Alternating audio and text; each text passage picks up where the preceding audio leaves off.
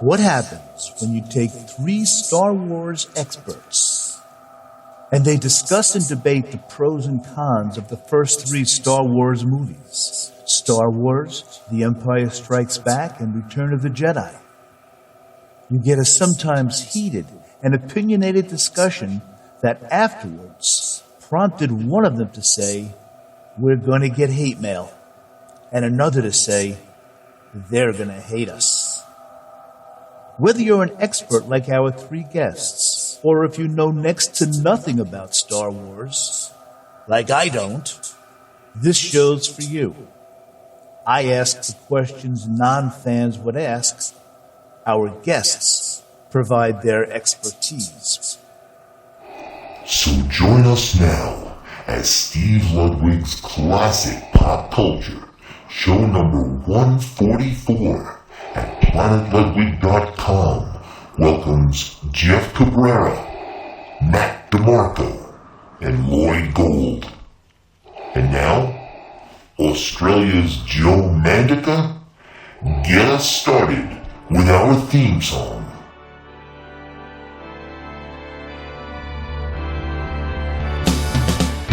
Classic pop culture. It's classic pop culture. Hosted by Steve Ludwig and Planet Ludwig. It's classic pop culture. It's classic pop culture.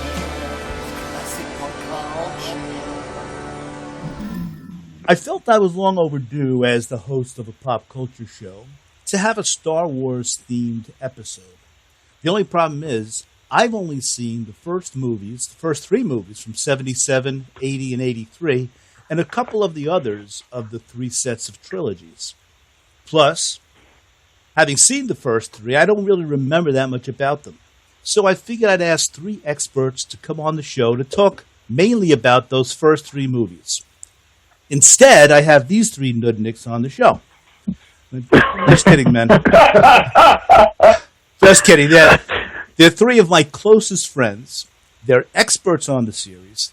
And really, all I had to do was just look no further than my own backyard, as Dorothy said in The Wizard of Oz. So it's my pleasure to welcome Lloyd Gold, Jeff Cabrera, and Matt DeMarco to come on the show and kind of set me straight. I have a million questions. So, Lloyd, you're a returning guest. You've been on. Listeners to the show remember that you were on with your psychedelic ukulele. But so I want to welcome you back.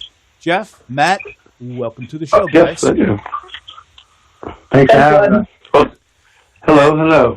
And if only the audience knew that it took me about 20 minutes to get all four of us on at the same time. Thanks to Matt, he came through. Matt DeMarco helped us out here, so thank you, Matthew. Yeah, this technology's too crazy these days. No problem, Rod. Happy to help. I can't keep up with you kids, with my computer show here. It's hard. So here's what I thought we'd do, man.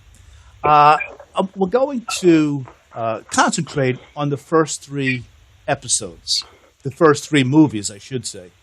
Although we are going to go on and talk a little bit about the other six as well. There were three groups of three. Now, for those of you who are in my position and don't have too much knowledge of the Star Wars, this is the perfect show for you, hopefully. Those of you who are Star Trek, lovingly said, nerds, you're going to find cool stuff being said by our three guests, by Lloyd, Jeff, and Matt. So, my first question is, and let me tell the audience that the first three movies in the franchise from 77, 80, and 83, the first was Star Wars A New Hope, The Empire Strikes Back, and Return of the Jedi. And each of the guys is going to take about 5 minutes and give you a little synopsis of the movies. Now, the first one is Episode 4, A New Hope. That's the first movie. So, first of all, Lloyd, you're going to take that movie. Why did they start with Episode 4? Why not 1? Well, actually, I think I have a few theories of that. Well, one, I think what George Lucas did was he did like kind of a classic fantasy trope where kind of like the way Tolkien does it, where you don't start from the beginning. You start from kind of the middle of history, Like in order to make a believable fantasy world, you have to, because like in our lives, if you tell a story about someone in a modern time, right? They have to have parents and grandparents and a history. Where do they come from, and what happened before this? And that's what I think. So, well, that's part of it. I think George Lucas, that was brilliant of him to do that, to like set it like so you're kind of in the middle of it. That's why he put like episode 4. Because I'll go back and explain the backstory another time. But also the second thing, there was no backstory. It like so it's almost like we'll wing it like in the future. You know what I mean? So for now, we're just kind of like go with the current story. Okay, so actually, you know what I mean? He had only written the first 3 movies. He really didn't have all. Yeah, well, he didn't not even. I mean, the first movie. I mean, here's a perfect example. Yeah. Luke, kisses Leia, which ends up his sister. I don't think in the first movie they had that storyline yet. Okay. I think they, I think by the next movie, I think that's when they started pulling together more of a. Jeff and Matt, you guys, is that the way you guys heard it as well? That he really didn't think that they were going to be brother and sister in episode 1. Jeff and Matt? No, they didn't know that at the time. Yeah. Not that I'm doubting Lloyd, I just think, there were different theories. No, yeah. When they made episode 4, which is A New Hope, which is the first movie that had come out, that movie wasn't even called episode 4. It was just called Star Wars. Right. It was after they decided they could make a sequel to it that they decided to retitle it as episode 4, A New Hope. Gotcha. Right. So, wait. Did it call? I'm sorry. Was it called New Hope? Like, That's the official name of it now. I don't. At the time, it wasn't called that. Now, I'm not sure. Yeah, that's the official name of it now. It's officially episode 4, A New Hope. I'm not sure when it came about. I think it was even after the original trilogy was released, because I'm pretty sure it was always Star Wars and Star Wars Empire Strike Back. Yeah, that's right. And then Star Wars Return of the Jedi. And then eventually at some point, maybe during the creation, then they dubbed it, A New Hope. I could be wrong on that, but I'm pretty sure that title, that subtitle, was relatively recent. Yeah, what is the intro? Just remember, we're not experts here. We think we're experts. That's right. You were the 3 replacement guys. That's right. I forgot. Right, exactly. The experts couldn't make it. Yes. I could swear that in the beginning of Star Wars, the first, New Hope or whatever, I thought when it first came in, it did say A New Hope in the words. It may have said New Hope, but yeah, I think it does say New Hope, but obviously the poster doesn't say it. It wasn't like, but obviously when it did this, that came later. But yeah, it didn't say episode 4 though. It might have said A New Hope. No, right. I think the prequel, because they didn't know that they were going to. The prequels came out of nowhere. I think when Lucas originally wrote the first one, then it was even a surprise that he wanted to do episodes 2 and 3. Well, I should say, I guess was it 5 and 6, I should say. Then the prequels came out and changed everything completely. So there's a lot of backstory that had to be added to it, and there's a lot of stuff that really doesn't make sense. If you're rewatching, episodes 4 through 6, and then going back and watching the prequels, a lot of the stuff doesn't jive up. It was just. I think it was just really kind of just thrown together in that way. Mm-hmm. Okay. Yeah, and I think what was great about it too is like when the opening scene right away, you're in the middle of a battle, like you don't know what's going on. It's just like it's a great opening. It's a great opening, though. It's a great opening. Yeah. I said once again, like they're kind of going with like, we'll fill in the backstory later. We're just right in the middle of a battle. Like, wow. All right. Well, you know what? Actually, we just said how episode 4, which is the first movie, everybody, episode 4, 5, and 6. So, Lloyd, why don't you tell us about a quick 5 minutes or less of episode 4, which was the first movie, Star Wars. I think we all saw it. No, but I mean, it starts off with the battle scene, right? And then and Princess Leia put the message in R2, and they got an escape, and they land on Tatooine, trying to get this message. So again, that's a key part to the whole story, and I think it's kind of interesting how, years later, obviously, when they did Rogue One a couple of years ago, they finally gave you a little more detail of that opening scene, at that backstory of what that exact information was. Yeah. So we don't know at the time what the message is that you gave to R2D2? Right. So at the time, we didn't know what it is. And again, they were just establishing the Empire. And the Empire was an idea of taking over planets. And, kind of similar to like an ancient Rome kind of thing, where they were just going to have everything ordered, the way they want, a totalitarian kind of, like government, and then it's like you join us or you die kind of thing. So it starts off with there wasn't a rebel, so there was a small group kind of beginning who were going to fight it, and Princess Leia was a major part there, and we don't know anything about of course they land on Tatooine, and we don't know anything about Luke yet. We just know he's like a farmer boy living with his uncle and aunt, and then you assume he's got again his parents are dead. You assume you don't know who his parents are, and that's really how the whole story starts. Okay, and so throughout that movie, throughout the first movie, Episode 4, which is the first movie, a lot of the things are even as the movie ends, we still have a lot of questions. In other words, right? Exactly. Yeah. Yeah. But and then we learn about the Force is the other part of the the story. What is the Force? It's kind of like Zen idea of like there's like this ancient what are we going to call magic or so that like certain people study and certain people you're kind of born of it. You're not really you can't really learn to be a Jedi. You have to kind of it's in you. Oh, by now, what's a Jedi? For those of us who what's a Jedi even? Princess Leia is a Jedi. Well, technically, Leia's force sensitive. She's not a Jedi. So, but the Jedi are good people. Right. Yeah. So Jedi are kind of like the intergalactic peacekeepers. Yeah, that's what they're tasked with. When the Jedi were at their height, they were tasked with being just intergalactic peacekeepers. Essentially, a giant police force for the universe. They were never supposed to be soldiers taking part in wars or anything like that. They were just making sure order was kept. The Jedi, you had to have what's called, now we're getting a little technical, but you had to have what's called force sensitivity. You had to be strong enough with the force in order to be able to control it. And for that to happen, and if you had that ability, then you were able to, do Jedi mind tricks. You were able to move things with your mind. You were able to, have heightened reflexes and things like that. Now, Matt, that's something you learn, or are you born with the Force? Well, you're born. Sorry, Matt. I think what it is, you're born with it, and that's why they kind of seek them out. Like whoever can use it the best. Right. Like yeah, exactly. So like they kind of know, like the Jedi Knights, whoever the small group who are still around. They almost seek out the people who they'll have to conduct to kind of train future Jedi, masters. Right. And what's interesting about the whole thing too. This is what Jedi are, but in A New Hope, we don't really know much about the Jedi.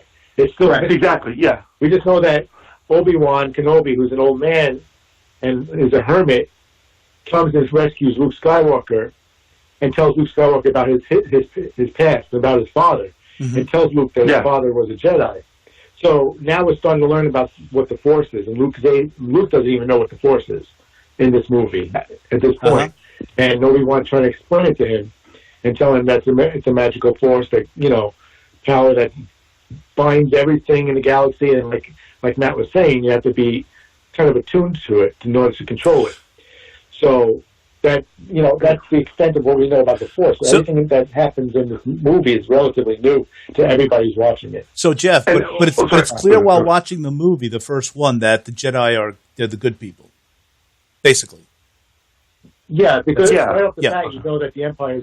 Right off the bat, when you see how the Empire attacks Princess Leia, who's wearing white, and she seems beautiful and innocent and trying to do something right, and being attacked by this big, evil, menacing-looking guy in a black suit, with a mask on, right off the bat, you know that the Empire is bad. Okay. And then when you meet Luke, you see Luke, he's also a humble kid. He's just, innocent also. Obi-Wan tells him that the Empire took over, and then his father was killed by the dark side. And so just Darth Vader, who he met. So we know that the Jedi is good and the Empire is bad. Right. And okay. And Lloyd, why don't you just let our listeners, those who have never seen a Star Wars movie, tell us which actors and actresses played like Princess Leia, Luke, just so they can kind of get a visual going. Oh, well, I was going to add really quick, kind of along what Jeff was saying. Also, just so the other thing is in the opening. Well, we see Darth Vader, and we see he has a force too. He has because he can make people he can lift a guy up without touching him. He can make someone choke. So then you start seeing, okay, there's definitely some kind of evil magic. There's an opposite to the Jedi Knight. Mm-hmm. So that again, we're not sure what it is yet. And again, it's interesting that we see a futuristic technological, world, and yet there's still an ancient magic, which is kind of interesting how that, so there's almost a fear that you start feeling that it's okay, they're probably feeling out the only thing that could possibly stop this empire is this new magic, this Jedi. Gotcha. But, so okay, so is that pretty much? Go ahead. And is there anything else with the first one, Lloyd, that we need to know? Well, I mean, obviously there's more. Obviously, more. Yeah. We have to say spoiler alert because we don't give away the story. But you can give away some. We can have some spoilers. It's been out since together. So the movie's been out for 40 years. We should be able to spoil it by now. By the way, guys. And listen. By the way, King Kong dies too. By the way, not to give away spoilers. I didn't see that.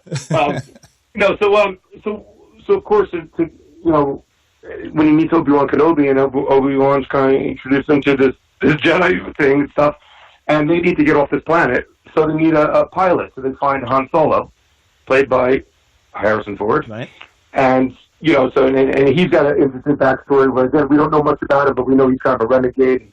He's always on the run. He's smuggling, and he's got his sidekick Chewbacca, who is a Wookiee.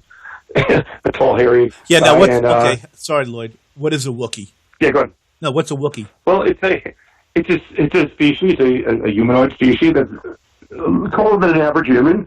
Probably 7 feet or so more, and all hairy. And what's interesting in Star Wars is someone like Chewbacca or like R2-D2, they speak their own language, but then everyone speaks English to them. So it's kind of funny. Yeah. Like Chewbacca growls, does this noise, and then Han knows he's saying. and then he responds, he doesn't speak in Wookiee back to him. Right.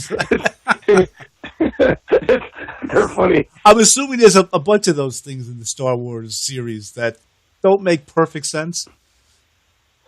Logically. Yeah, like for example, R2-D2 makes...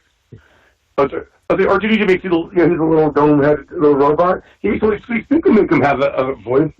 But they make him all squeak. He makes these little bloops and squeaks, and everyone understands them. and him and C-3PO have kind of a Laurel and Hardy kind of thing going on. It's kind of like the kind of little arguments all the time. All right, so C-3PO. Are we about set to go into the next episode 5, the next movie? Let's see where we're going with Star Wars. So then, of course, now they're trying to put, now we're trying to get the team together, there's the classic lineup. Okay. And then you got Han and Chewbacca. And then, and then they have to, of course, they find the message that was put into R2-D2. So, and Leia had a little hologram message saying, Obi-Wan, you're my only hope. So that's the whole reason why they're kind of need the spaceship and get out Tatooine, try to find this princess. Gotcha. So that was kind of like the main, the prime mover of the story. Like that's why they're like, yes, we got to find her.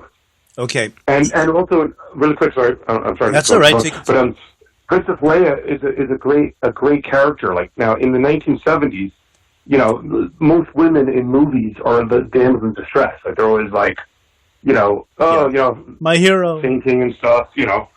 Yeah, exactly. So this one, when they come to rescue her, they Han and Luke dress up as stormtroopers. The stormtroopers are the bad guys, the soldiers.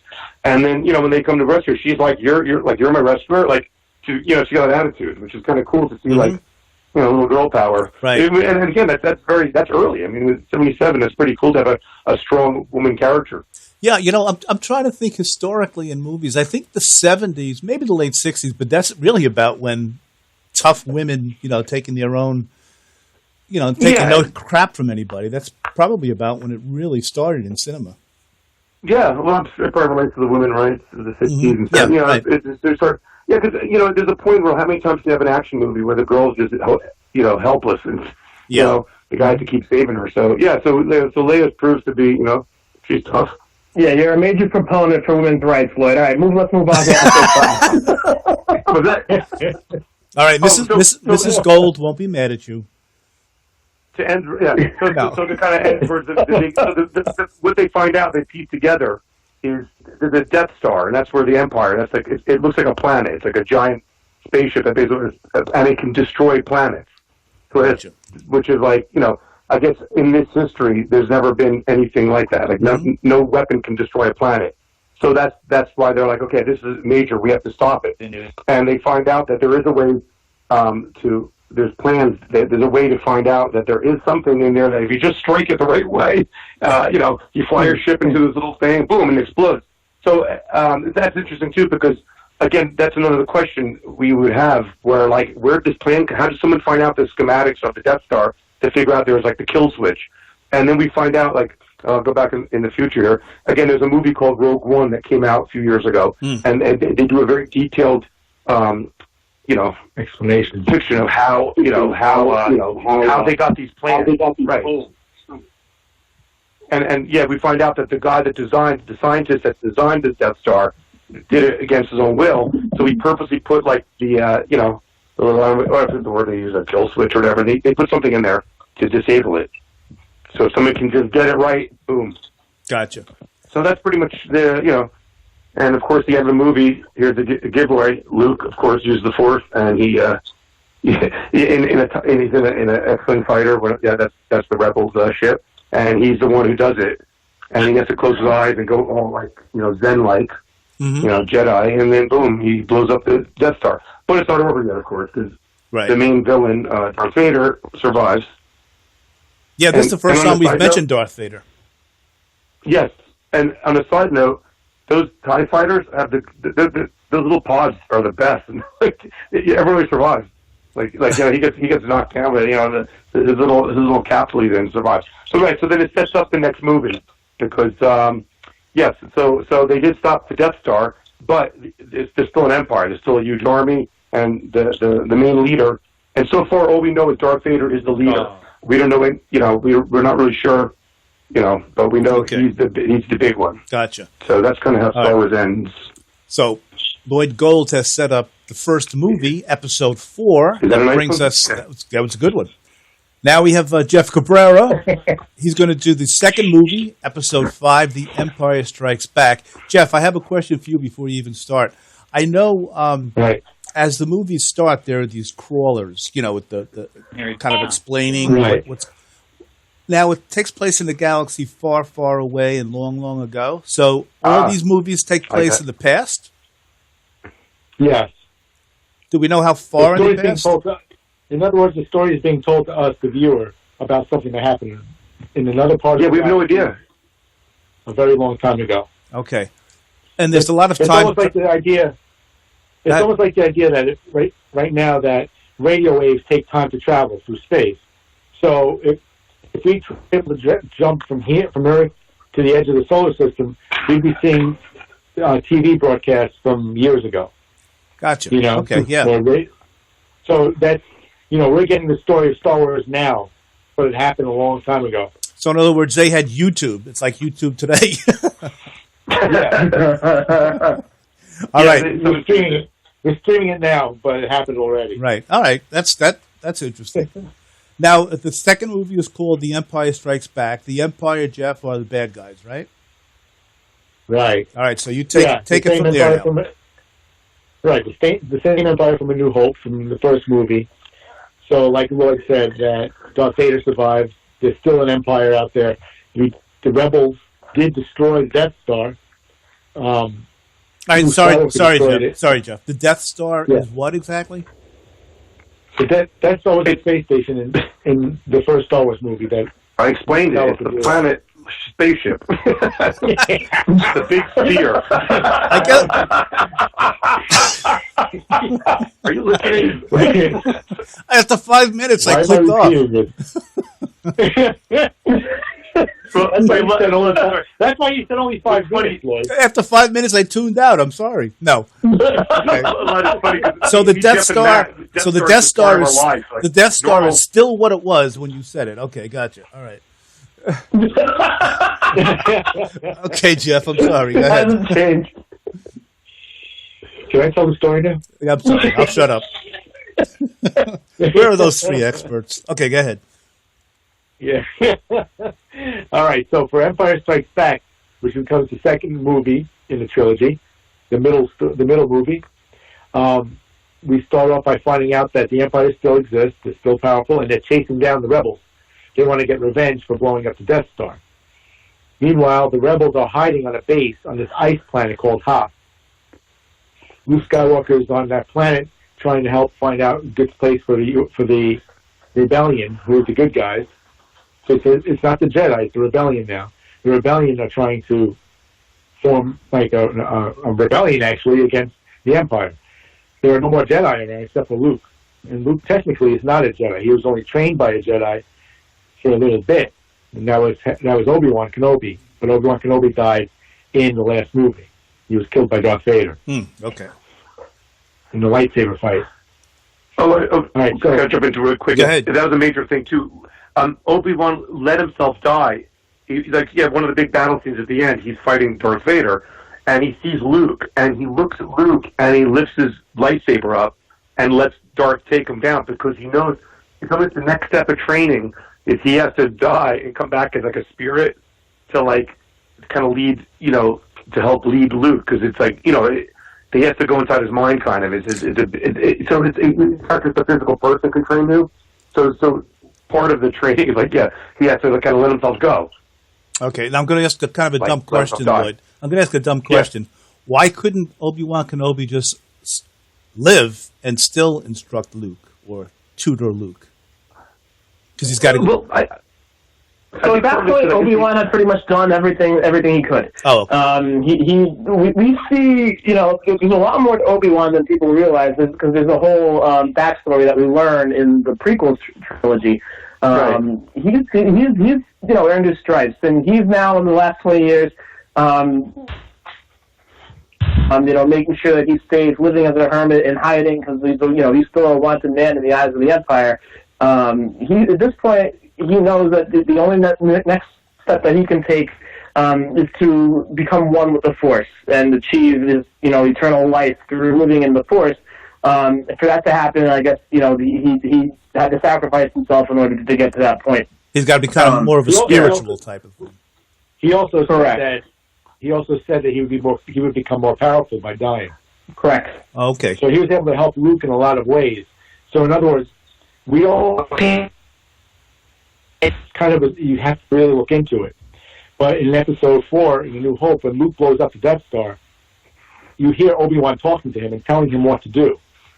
Right. Exactly. Okay. He's walking him through it. So Obi-Wan is with Luke there, whereas he wouldn't have been able to be there if he was still alive. If he was still alive, he'd be on another planet. Right. He couldn't be with him. Right. Okay. Also, understand Luke's character.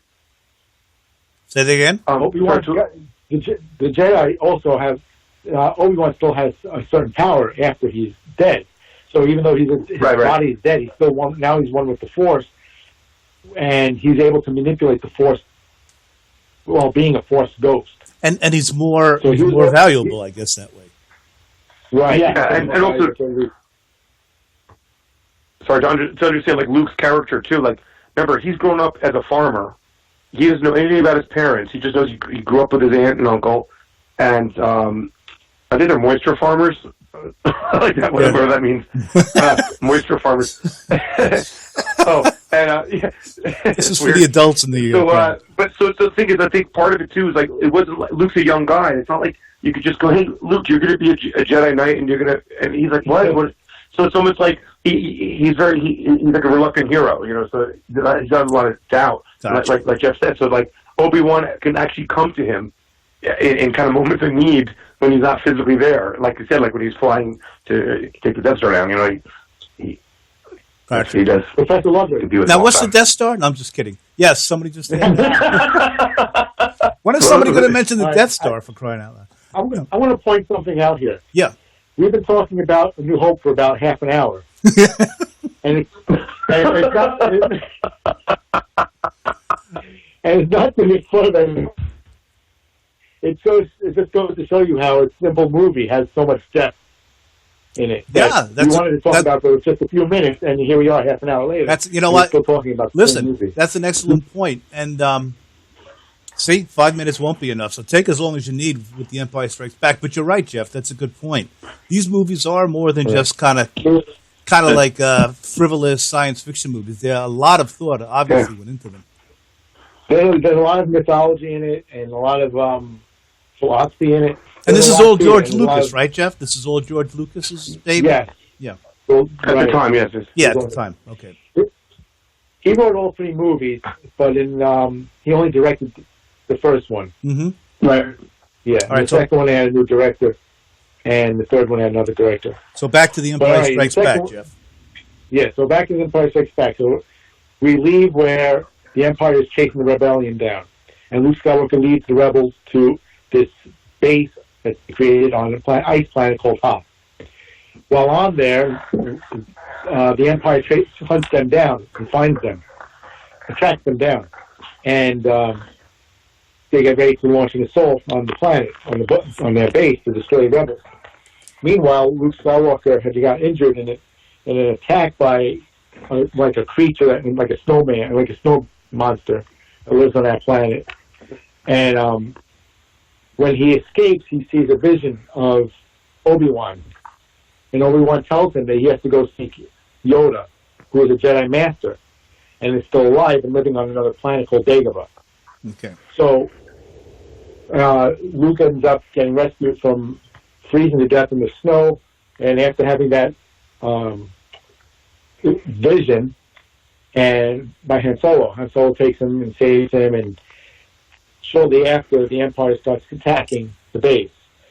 Han Solo is still there as his best friend. Han Solo from the first movie brought them from Tatooine in the beginning to try and rescue Princess Leia. Han Solo needs to escape, though. He needs to get off the planet and leave the rebellion because he's wanted by these gangsters called the Hutt. So right. Jabba the Hutt. There's one gangster who's after him. We don't see him in the movie yet, and not in this movie anyway. And he needs to leave, but he can't leave now because they're all of a sudden under attack. So, long story short, the rebellion gets the butt kicked, and they have to all run. So they all take their stuff and leave. So Han Solo and Princess Leia leave together, and then Luke Skywalker is in the middle of the battle, and he has to leave and go see Yoda on Dagobah. So after the battle and the Empire beat the rebellion there, the rebels all went scattered and ran to regroup at another point. Meanwhile, Han Solo and Princess Leia are getting chased down by Darth Vader, and Luke is on his way to Dagobah to see Yoda. Okay. Mm-hmm. Yoda is the Jedi. While Yoda is like a little tiny troll, like a little green troll. When Luke meets him, he doesn't believe that he's a Jedi. When you look at him, you think he's just this little like silly creature that's about 2 feet tall.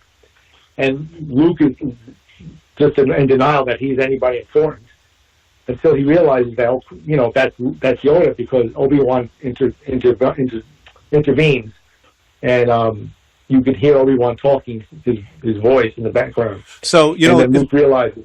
I just wanted to interrupt for a second, Jeff. You were saying like how deep and philosophical the movies really are. There's a perfect example of it where Luke was judging Yoda's looks rather than what's inside, and there's a perfect an example of don't judge a person by their looks. Yeah, Yoda even says that. Yoda even says that in the movie to him. Oh, okay. He says to him, "Do you judge me by my size?" Because when he starts training Luke, and Luke goes through different trials and tribulations during his training, But while this happens, his spaceship, his X-wing fighter spaceship, crashed when he got to Dagobah. He crash landed into a swamp, and while he was training, his ship started to sink into the water, into the swamps. So Yoda was telling him, use the Force and pull it out of the water. So Luke was like, "You're kidding me? That spaceship is huge. I got to use the Force by myself and lift it. Like how I can lift a rock, I can't lift a spaceship." Right. So Yoda's like, "Do it. Try it." So he says, "You have to do it. You have to try it." And Luke does try, and he fails. He can't do it. And Yoda, so he gives up. Luke, he's like, "This is ridiculous. I'm never going to be able to do this. This is not real." He's having a lot of doubts. So as he's having those doubts, Yoda takes it upon himself, and he pulls the ship out on his own through the Force. And Yoda then turns to Luke and says, "Do you judge me by my size?" Because obviously he just pulled a giant spaceship out that a full-sized human couldn't do. And it was a spaceship, and he's only 2 feet tall, this guy. So, there, like you said, there's a lot of messages in there, a lot of lessons. Right. And I think that was good for kids because at the time, so many kids were into these stories, and they liked it for all the flashy battle scenes and the lightsabers and all the action. But as they grow with the movie, they're also growing in life, and they're learning it, and they're seeing some of these good lessons, life lessons, in the movie. Right. It's not Sesame Street, but it looks interesting. Yeah. And a lot of the kids are obviously small in stature that are looking at the, and thinking, "Oh, am I ever going to grow up? Am I ever going to be able to do stuff?" Yeah. Right. Right. Yeah. I was in second grade when Star Wars came out, or third grade, and it was the biggest thing we ever saw in our lives. We never saw anything like it. It changed our life. It was like, yeah. Oh yeah, definitely. Jeff and I are kind of in each. We're like part of Star Wars, is just part of our upbringing. That's an interesting point. I was already an adult. Not that I act like one, but I was already an adult at that time. But that was for you guys. That was like the thing in your lives, huh? Well, yeah. There's nothing else. The special effects. There's nothing at the time. Really quick, what happened was one thing they made things look realistic is they created these thing called bigators. In sci-fi movies in the past, especially the 50s or 60s, they had little tiny models on strings. It was terrible. Little sparklers behind them. Right. So what they did in Star Wars, they had engineers, people who really work on aircrafts, and they get artists that can really get in there and make details. So by making instead of making say a 12-inch model, you can make a model that's 20 feet long or so, and the cruisers and something really, or 10 feet or whatever, really large, and you can get in there all these details so that it just looks so realistic. And so this is the first time we ever saw effects that were your jaw dropped when you saw this. And you see some of these really cool pictures on the internet too of what you were talking about, these huge models. It's amazing what went into it. And location, we'll talk about when we get to the sequels where most of it was CGI, it was all done in studios. But what made Star Wars so cool was all done it was a desert. They were in a desert. It was actually on location, so you really felt it was so real. And I think the other part of the Star Wars world I forgot to mention was it's gritty. It's again, it's sophisticated. There's robots, spaceships, but then there's also people are dirty, and there's poor people, and it's very realistic. It's not. We think everyone in the future is going to have silver suits on and everything's clean, but no, it's just as filthy as our cities here. Mm-hmm. Yeah. So yeah. All right, Jeff. So we're all with Empire.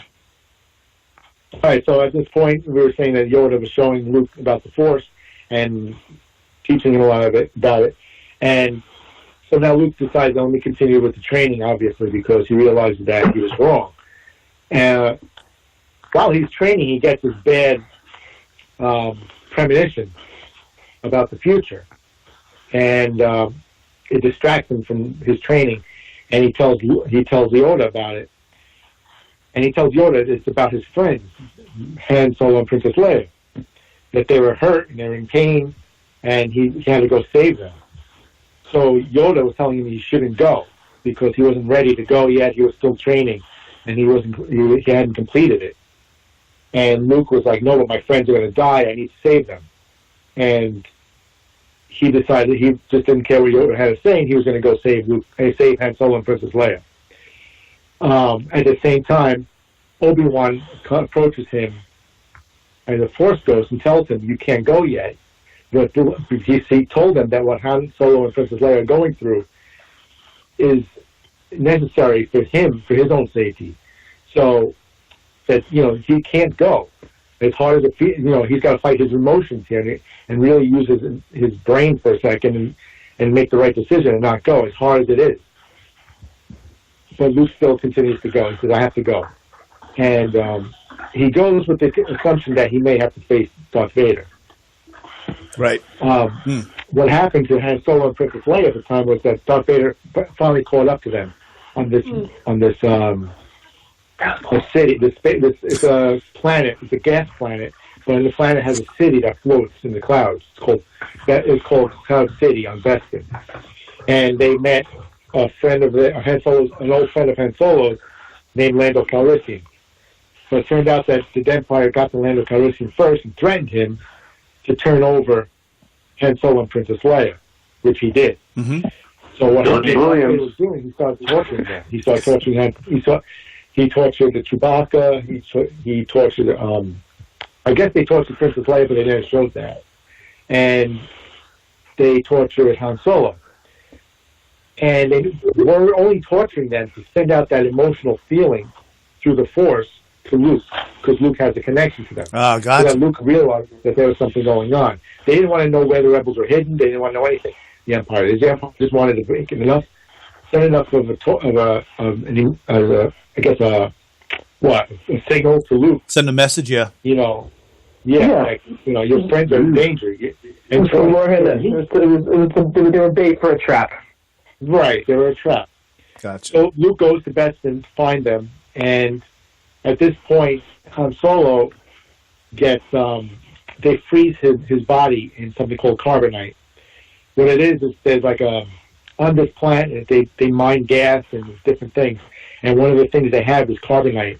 And carbonite is it's like a solid block that they freeze things in, and for transport. So Darth Vader decided, you know what, I'm going to try this out on Han Solo. It'll hurt Han Solo enough that it'll draw Luke to come, and at the same time, it'll show if it would be a good way to encase Luke Skywalker, or to jail Luke Skywalker for his trip to see the Emperor. Okay, so now the story got a little more detailed, I would say, at this point. So Han Solo is, he doesn't have the Force or anything like that, but he's a good friend of Luke's. And he's on hunt, the gangsters are after him, right? Jabba the Hutt.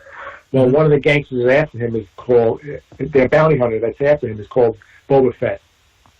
And Boba Fett helped find Han Solo and Princess Leia for Darth Vader. So Darth Vader and Boba Fett were together here on Cloud City with the intentions that Darth Vader's going to torture Han Solo and then give Han Solo to Boba Fett to bring back to Jabba the Hutt. Okay, that was Han Solo's storyline. I want to just interrupt for a second, Jeff. Yeah. Why didn't they just kill Han Solo? Because Boba Fett wanted him alive because he's worth more money alive. Gotcha. Okay. And then once you killed him, the pain would be gone. So they were torturing them for a little while. Oh, okay. Yeah. And, so... Jeff, yeah. Ted Lloyd. I was in a theory about that, about the freezing. You're right. He owed him money. So, if you kill him, you're not going to get your money back. But I was wondering if it was almost like he could sell him. In that, you know what I mean? It might be like a prize. Would it be cool to have this famous smuggler? You could have it in your, house. So I was wondering if Jabba kept it for that. A notch in his belt. Yeah, because, I can make the money he owes me. I could probably sell him for a few million. And someone's going to want to have it as a trophy. I don't think Jabba didn't need the money. Jabba was, the biggest. He ran everything in Tatooine. Oh yeah, he was a monster. So he says it in Return of the Jedi. He goes, "Why would I want to give up my favorite decoration?" At that point, it was pride. He had Han Solo hanging on the wall. So he was able to say, "I have the Han Solo. I have the famous smuggler, and he's just hanging on my wall for the last year." You know, so It's a show of power, right? It was exactly. It was a badge. Yeah. Right. It was a trophy. Trophy. That's the better. Yep. So anyway, Luke shows up. Han Solo goes with Boba Fett. Luke confronts Darth Vader now, finally. And Princess Leia and Lando escape with Chewbacca. Because Lando ends up trying to help rebel friends and trying to make up for the mistake he made by turning them over. So Luke Skywalker confronts Darth Vader. Darth Vader's goal is to freeze Luke Skywalker or somehow capture Luke Skywalker to bring him back to the Emperor. Now, Darth Vader is in charge of the Empire, but there is somebody above him, and it's the Emperor. And we met the Emperor through a hologram communication in this movie where he talks to Darth Vader. And in this communication, Darth Vader tells the Emperor that, the Emperor tells Darth Vader that he's sensed the son of Anakin. And Yep. Anakin Skywalker is Luke's father. So the Emperor knows about Anakin Skywalker, and he knows that, from what we understand, Darth Vader killed Anakin Skywalker. That's what Obi-Wan said in A New Hope in the last movie. Jeff, I'm sorry, I just missed something. Yeah. Anakin is what relation to Luke? Anakin is Luke's father. Gotcha. Okay. He's Darth Vader, and Anakin is Luke's father. Obi-Wan told Luke that Darth Vader killed Anakin. Okay? Yeah, so okay. Luke is going to go confront Darth Vader now. Mm-hmm. And the Emperor wants Luke Skywalker dead. But Darth Vader said to the Emperor, maybe we could turn Luke to the dark side and he could join us. So the Emperor said, okay, if you can do that. See what happens. I think also Darth Vader ends up confronting Luke with that idea that he's going to try and turn Luke to join the dark side with him. Gotcha. Go ahead, Lloyd. Yeah, can I ask real quick? Sorry. Really, this is a big moment too in Star Wars because again in the first movie we thought Darth is like the big one, but then we find out no, there's a bigger guy. The Emperor's really pulling the strings, and like now you learn that like Darth isn't. And then, like Jeff said, like in order now, if he can get Luke to join the dark side, it's like, well, it could almost be a Darth Vader replacement when we need, when we need it. Now, that time comes, Now, Jeff, do we ever see being we know now that there is someone even greater than Darth Vader? Do we ever see Darth in this movie in a moment of weakness, like? He's not as great as he thought he was, or no? Is he always like this big bad guy? In this movie, he's really bad. I mean, he doesn't lose in this movie. He just In the first movie, he was tough. In the first movie, he was strong and tough, and he was evil. But he ended up losing the Death Star. So he's not that great. But now, when you come back to the Empire Strikes Back movie, he's unstoppable. He's just on a mission, and he's going after. He's going after everybody. Yeah. So he set up this whole plan to capture Luke, and he ended up catching Luke. And in their battle, it was a good battle for Luke for about 5 seconds. But then after that, Darth Vader just started beating him bad in the lightsaber battle. And Luke was beat up and pushed to the edge, literally at this point, because they were fighting on a platform in the city, right in the center of the city. Now okay. Yeah, I see later on in the other movies why that was okay. Never mind. I'm thinking out loud. And I think another thing, talking about Ben Kenobi is another reason why Ben Kenobi needs to be with Luke is he's also afraid he can get pulled to the dark side because his father. It happened to his father, so it's almost weakness in the family line. You're jumping, Lloyd. You had your turn, Lloyd. Let's just talk. You know what? Lloyd had his turn. He didn't even tell us about the Death Star. We're telling the story to people who don't know the stories, or as it is. We're only talking about these three stories. So we don't know anything about Anakin Skywalker except that Anakin was killed by Darth Vader because that's what Obi-Wan told us. You're right, but I think Empire opens the new idea where it's like I said, when the Emperor says, that's when we might be able to take Luke, instead of just killing Luke. So that's why there's this. Right. They didn't tell us this yet, but it's kind of like, it might be kind of coming because it makes sense that like you got to be careful because it's very easy to take this power and turn it dark. And then as you see. Speaking of telling us stuff, you could have at least told us what the Death Star was, Lloyd. But anyway, I digress. You still don't know what it is. You still don't know what it is. It's like a round Christmas ornament. Go ahead, Jeff. For anybody who's listening to this show and sees that we're getting to a very important point in the trilogy, and here's Lloyd interrupting with his ideas of things that happen in a prequel that nobody's supposed to know about yet. Welcome to our lives. I'm going to give everybody Lloyd's address. They can go find him. They can tell how they feel about it. They wonder why you guys drink. All right, so in this battle, Luke is fighting Darth Vader, who killed his father, and Luke is like, now they got to a point where Luke is trapped. He's like standing on a ledge in the middle of the city that has standing above an abyss, almost. Like, this is the center of the city, and it's nothing around him.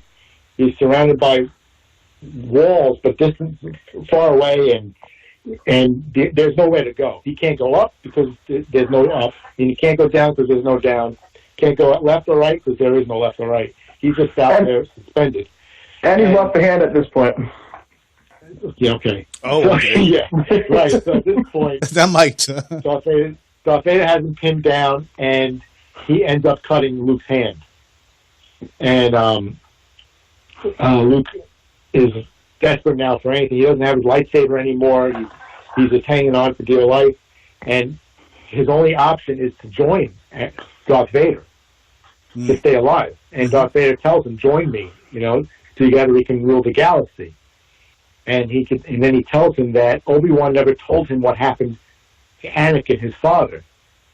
And Luke tells him, like, I know what happened to Anakin. You killed him. And then Darth Vader reveals to him, no, I'm your father. And so that's now, like, Jeff, that's the big reveal, right? I mean, that's like, people must have freaked out. That is the big reveal. Right.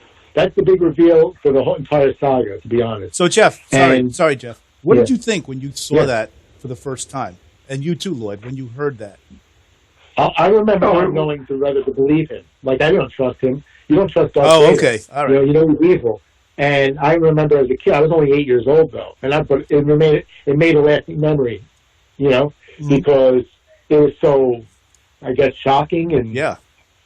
Unbelievable. Such a big event. Yeah, and so you hear, because, up until... for the last 3 years, let's say, since Star Wars came out, everybody knew Darth Vader was evil, and to find out that he's the father of somebody so good like Luke, our hero, like that's terrible. Right. It's an awful thought, when you first hear it, you think that can't be true. And Luke even says that back to him, and that's not true, that's impossible. And then Darth Vader's telling him to search his feelings, that he'll know it's true. So Luke has no choice right now. He's stuck there. The only way he's going to survive in his mind is to take Darth Vader's hand and join him. Darth Vader told Luke that the Emperor saw that this could happen, and that he saw that Luke Skywalker. He saw that Luke Skywalker could join the dark side, and then he said to Luke Skywalker that if Luke joined with Darth Vader, that Darth Vader and him could take over the galaxy and destroy the Emperor. But Luke has a lot of incentive at this point to join Darth Vader, to stay alive and take over the Empire and the Emperor, who's been having a reign of terror for so many years. Yet Luke decides not to go, and Luke takes the only other option he could take, and he just jumps. He jumps into the abyss and hopes for the best. And Darth was trying to make up for all the lost time of not having catches with his son. So he thought maybe we could See, there was goodness to him. Yeah. So Luke ends up jumping. We'll see. Luke ends up jumping to supposed death, right? You would think that where's he going to go? But to his luck, he gets sucked into like an air duct, and so he doesn't fall to his death. But he's stuck on this air duct or on the edge of the city with nowhere to go either. He's still in a bad situation, so he has to think of how he's going to get out of there. At this point, Princess Leia and Lando and Chewbacca had escaped on the Millennium Falcon, which is Han Solo's spaceship, and they're ready to escape and like go to safety. But Luke is trying to find a way to get saved, so he doesn't know what to do. So he calls out through the Force to Obi-Wan to help him, but Obi-Wan couldn't help him. So Obi-Wan had told him before he left that if you go to fight Darth Vader, you're going to do it alone. You can't. I won't be able to help you for whatever the reasons are.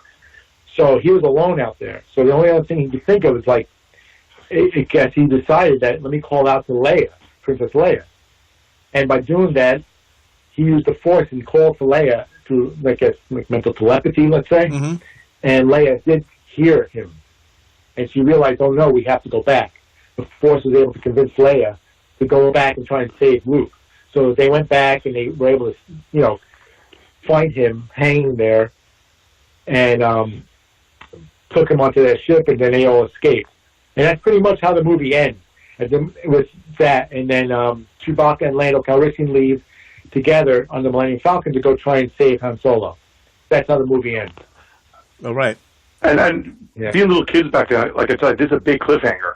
Like, when you're little, you're like, oh my God, like, this is bad. I mean, like, Han Solo's gone, Luke, like, yeah, right. Like the situation, it's like, wow, like, you have to wait for the next movie to come out. Well, you can't concentrate on your schoolwork. When you're at school, your teacher's like, what's wrong? I'm thinking about Star Wars. I can't concentrate. Well, it's a good time to bring up, Lloyd. The first movie came out May 25th, 77. 3 years later was The Empire, May 21st, 80. And then now we're up. Jeff, I'm sorry, you're done, right, Jeff? Yeah. Okay. So now that leads us up to... Sorry, that was long, too. No, like you said, there's a lot to it. There's a lot more than I gave credit to. That leads us up to the... Go ahead, Lloyd. What? No, the first movie only cost $11 million to make. Really? $11 million. Yeah. Wow. Isn't that crazy? Yeah. I wonder what that would work out to in today's money. Oh, we have a banker. I mean, Mark Hamill alone got more than $11 million for the last movie. Right. Well, Empire Strikes Back was May 21st, 1980, almost 3 years to the day. And then almost 3 years to the day, May 25th, 1983, we have Return of the Jedi. Now, Matt, before you start, I have a question for you. Yeah. The rebellion, right, the rebels, do you ever have the feeling as a theater goer, could they ever turn bad, or are they just after good? Do they hate the Empire so much that they would never, you'd always look at them as good people? You know what I mean? Yeah. No, you know what? Looking at the cast that they had and who the cast of characters on the rebellion side, you didn't see any of them turning, turn into the dark side. Okay. You didn't think that for a minute, in other words. Good. You didn't think that for a minute, right? That they would ever turn? No, none of them. Okay. It was at least on my side. I mean, I don't know if my compatriots here thought anything different, but I never saw. I mean, I guess maybe Han being his whole anti-hero type of character would be the only one that you would maybe see kind of going in that direction. But he had just too many redeeming qualities, and I think his one of the constant themes that we saw all throughout all three of the original movies was that he really, really loved Leia, and I don't think anybody who got that much love in them could possibly go to the dark side. You know what I mean? Good point. Yeah. Okay. All right. Good point. I wanted to just bring it up. All right. So Return of the Jedi. Now, up to this point, Matt, we had learned in Episode 5, The Empire Strikes Back, that not all the Jedi were dead. Yoda was alive, right? Right. So Yoda was so still take alive. it from there. Yeah, all right, no problem. Yeah, so Yoda's still Jedi Master. And so as far as what we know, the only two Jedi that are still around at this point are Yoda and Luke. Though at this point we don't know, because remember, Luke left before his training was complete. He went to go save his friends before he was fully trained as a Jedi. Right. So we don't know, when we're first seeing him in Return of the Jedi, we don't know what the extent of his powers are. At least initially, but then it's actually kind of made pretty clear. So the movie picks up, I was doing some reading online, it takes up place about a year after the events of Empire Strikes Back. And it picks up in Tatooine, in Jabba's lair, and Jabba the Hutt still has Han Solo. He still had him encased in carbonite, so he's been in carbonite for all this time. And we see each, member of the rebellion, at least the core group, infiltrate Jabba's lair in some way. And through an extensive plan that involves us also seeing Luke using some of his more advanced Jedi powers, we see them infiltrate the lair. And long story short, there's a whole battle that ensues. Well, I shouldn't say battle, a whole fight scene, more is a better way to put it. And our heroes rescue Han Solo from Jabba the Hutt, and Jabba gets killed, and during this time, every teenage boy loses their mind because they see Princess Leia in a golden bikini, right? So it's absolutely awesome. Now, well, knowing you three, you covered your eyes, of course, when you saw this. Oh, yeah, of course, yeah, sure. Jeff and Lloyd left the theater. I saw her. Are you kidding? When I went to bed that night, I saw her still when I closed my eyes. Yeah, I don't want to know about it. What about 200 million other young men? So, now, after Matt, not to belabor, yeah. Not to belabor the point, but what was the situation that you saw her in this bikini? Well, all right. So, what they did was when they one of the ways they infiltrated the Jabba's lair was they had Leia dressed up as a bounty hunter with a mask covering her face. She brought in Chewbacca as bait and pretty much sold Chewbacca to Jabba the Hutt as a way of getting herself inside the base. Then once she was in, she found Han. She tried to save him. At this point, I guess Jabba was aware of what was going on. It turns out that he had been entrapping her. So just when, Leia and Han are ready to go, ready to run away, Jabba sees them. Jabba then captures them, the two of them, just throws Han into a prison cell with Chewbacca. And then Leia pretty much becomes one of his girls, so to speak. So he throws her naturally in a golden bikini and chains her up so she can't leave. Wow. Could you explain that again, but more slowly? Yeah, sure, no problem. Sorry about that. But then Mrs. Ludwig, I'm sorry. Yeah. Yeah, right. Funny enough, though, then Leia then uses that chain ultimately to kill Jabba the Hutt during the whole fight scene. So it's kind of gotcha. Lloyd's gonna like that one, Mr. Women's Rights over there. Sure, there's some kind of for deeper reason we can look into there, right? Using the chains of breaking chains of freedom and whatnot. But whatever. So very symbolic. Very symbolic. Very symbolic. All right. So our heroes are all saved. They split up at this point. Luke Skywalker says, "All right, well now it's time. I've got my friends back." Luke's gonna go to the Dagobah system and revisit with Yoda and finish his training as a Jedi Master. And the rest of the team are gonna go to the Rebellion base or the Rebel base, I guess, and prepare for whatever comes next. Luke goes to the Dagobah system and he sees Yoda, and Yoda's looking a little sickly. At this point, we learned Yoda's 900 years old, so it's gotten to the time now Yoda's ready to die. But before he does, he tells Luke, hey, so Luke's saying, I want to finish my training, and he's like, no, you're done. All you have to do now is you have to face Vader. And during this conversation, Yoda reveals that Luke has a twin sister. Oh boy. Then they go through I love it. The first movie. Yeah, he just let me get there. Damn it, Lloyd. What's wrong with you? So, well, that's why. Sorry, that's why I think they didn't have the whole storyline written out right away. Because I agree with you. Oh, they definitely didn't have the whole storyline in from that point. Yeah. Winging it. So, as Lloyd's going to spoil for everybody who's sitting at home, it turns out that then all right. So Obi-Wan then makes another appearance, and he starts talking to Luke a little bit more, and he reveals that Leia is his twin sister. Wow. And what about the part about Darth Vader? What part am I missing? Oh, what part am I missing? Luke asked Obi-Wan. If it's true that... Oh, right. So Luke asked Obi-Wan if it's true that Darth Vader is his father, and Obi-Wan confirms it is true. And he tells him, Luke says to him, well, wait a minute, you said my father died. And he tells him every part of your father did die the day that he became Vader. He said he thought he could keep him on the side of the light.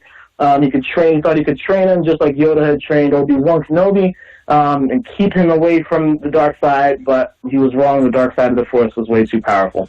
So Matt, in other words, Darth killed Anakin himself when he joined the dark side.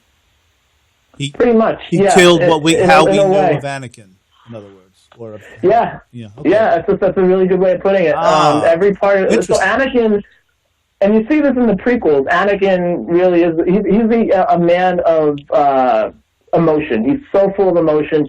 He never probably should have been trained to be a Jedi to begin with, just because Jedi are supposed to be level-headed. They're supposed to be able to, detach themselves from anything that everyone else would maybe hold on to, kind of like like monks in that regard. Mm-hmm.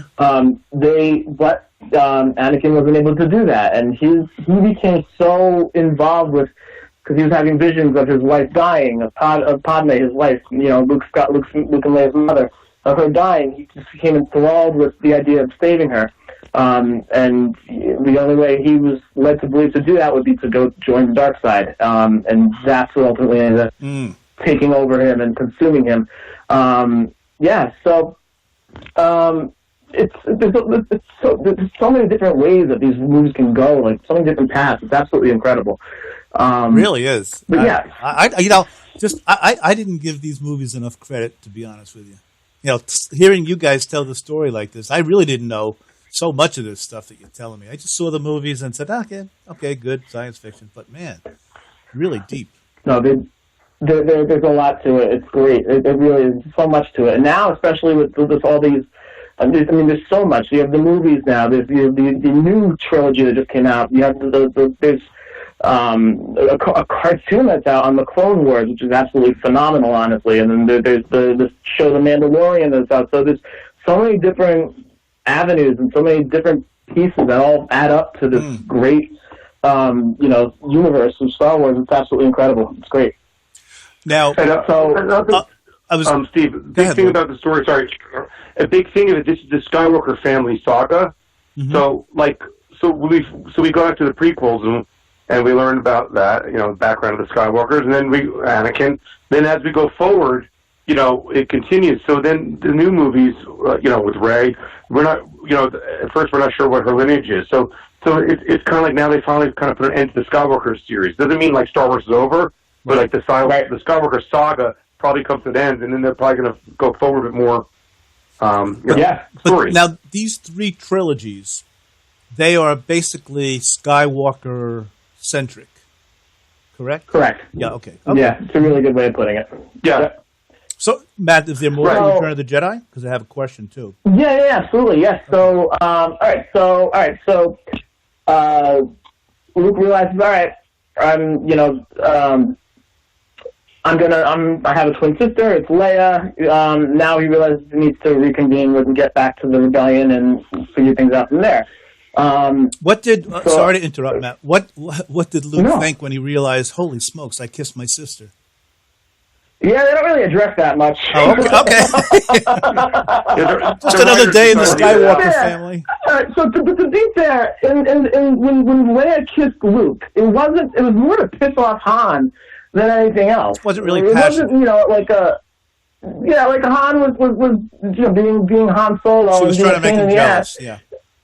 Right, exactly. And Luke was there recovering, and Han and Leia were fighting a little bit, and Leia said something to the effect of, "Well, you don't know anything about me," and she goes and just kisses him and storms off. There was never anything more to it than that. I think they were kind of alluded to the possibility of things maybe happening down the line.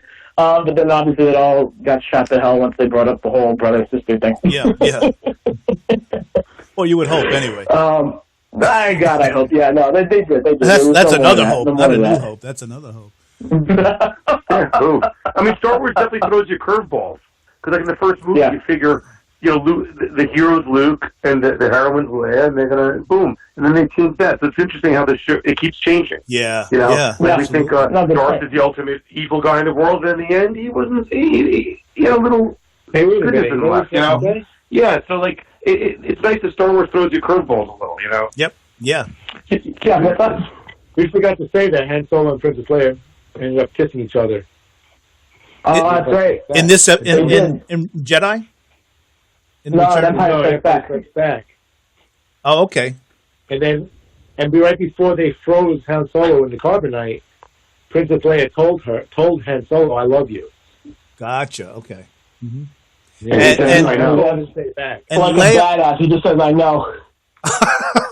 Typical Han Solo. Great. Right? Classic. Yep. She gets back at him though, right? She does. Right. So that comes later. So all right. So moving on. Return of the Jedi. So the entire rebellion is figuring out what the next steps are to take out, the Empire. During this time, the Empire has started rebuilding a new Death Star. Now, for those of you who don't know what a Death Star is, exactly. They keep building a lot of Death Stars. They do. So the Death Star, planet-killing weapon, thing is monstrous. It's the size of a moon or a planet. This new one is not fully functional yet. The weapon system is not operational. So they figure this is a good time to take it out before they can finish building it. Now, it's being protected by it's got a shield around it, like an energy shield, and the energy shield is powered on through this whole base on a moon called Endor. So they decided the plan is they're going to split up into two teams. One team is going to go to Endor, take out the energy field, and the other team is then going to destroy the Death Star. The team that goes to Endor is pretty much our entire team of heroes. Han Solo, Leia, Luke Skywalker, and all the droids.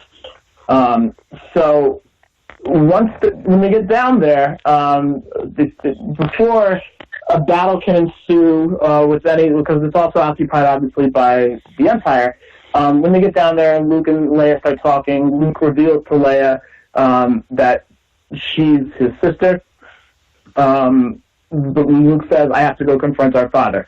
Something's calling to me. I have to go do this." So Luke leaves them to then go to the Death Star. He surrenders himself over to them to confront Darth Vader.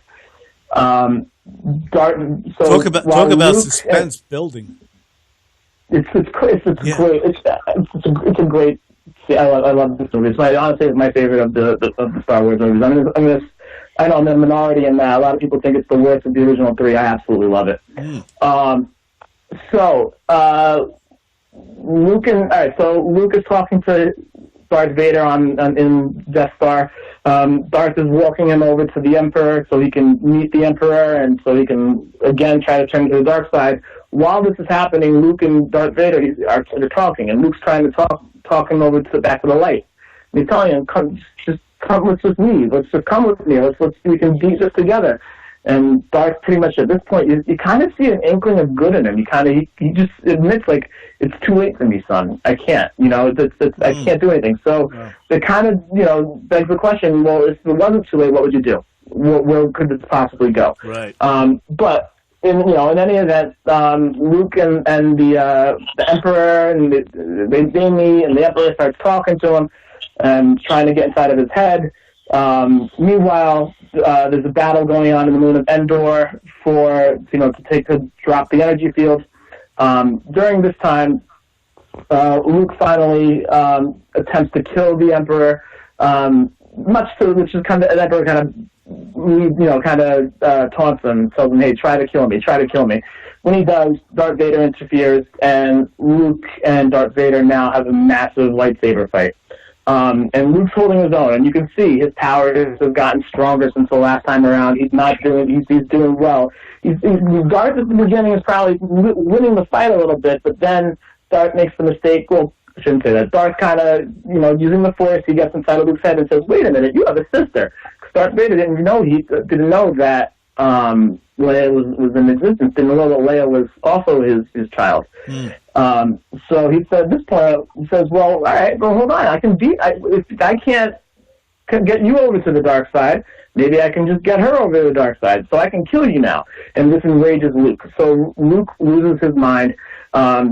He bests Darth Vader in what was probably one of the best lightsaber duels of the entire series. Then the Emperor starts laughing, and the Emperor says, "Good, good, good," because while Darth is hanging on for dear life, Luke, the Emperor tells Luke, "All right, great, kill your father and take my place at my side." So Luke doesn't do that. He throws down his lightsaber in defiance. The Emperor says, "Fine, then die," and he shoots him with electricity, which is another power that the Sith Lords have.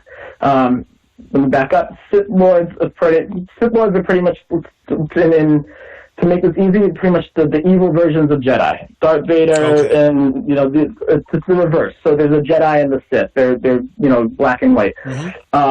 So the Sith. He shoots him with electricity. He's electrocuting him. He's killing him. Darth Vader sees what's going on. He says, "Wait a minute, this is no good."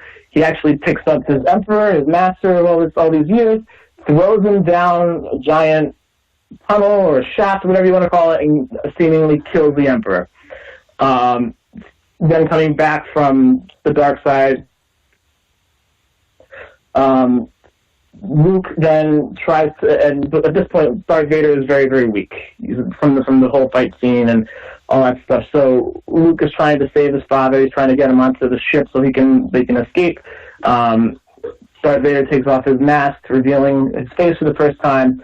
Says it's too late for him. He's thank you for saving him. He was telling him, "I want to save you. I'm going to take care of you." He says that you already have saved me.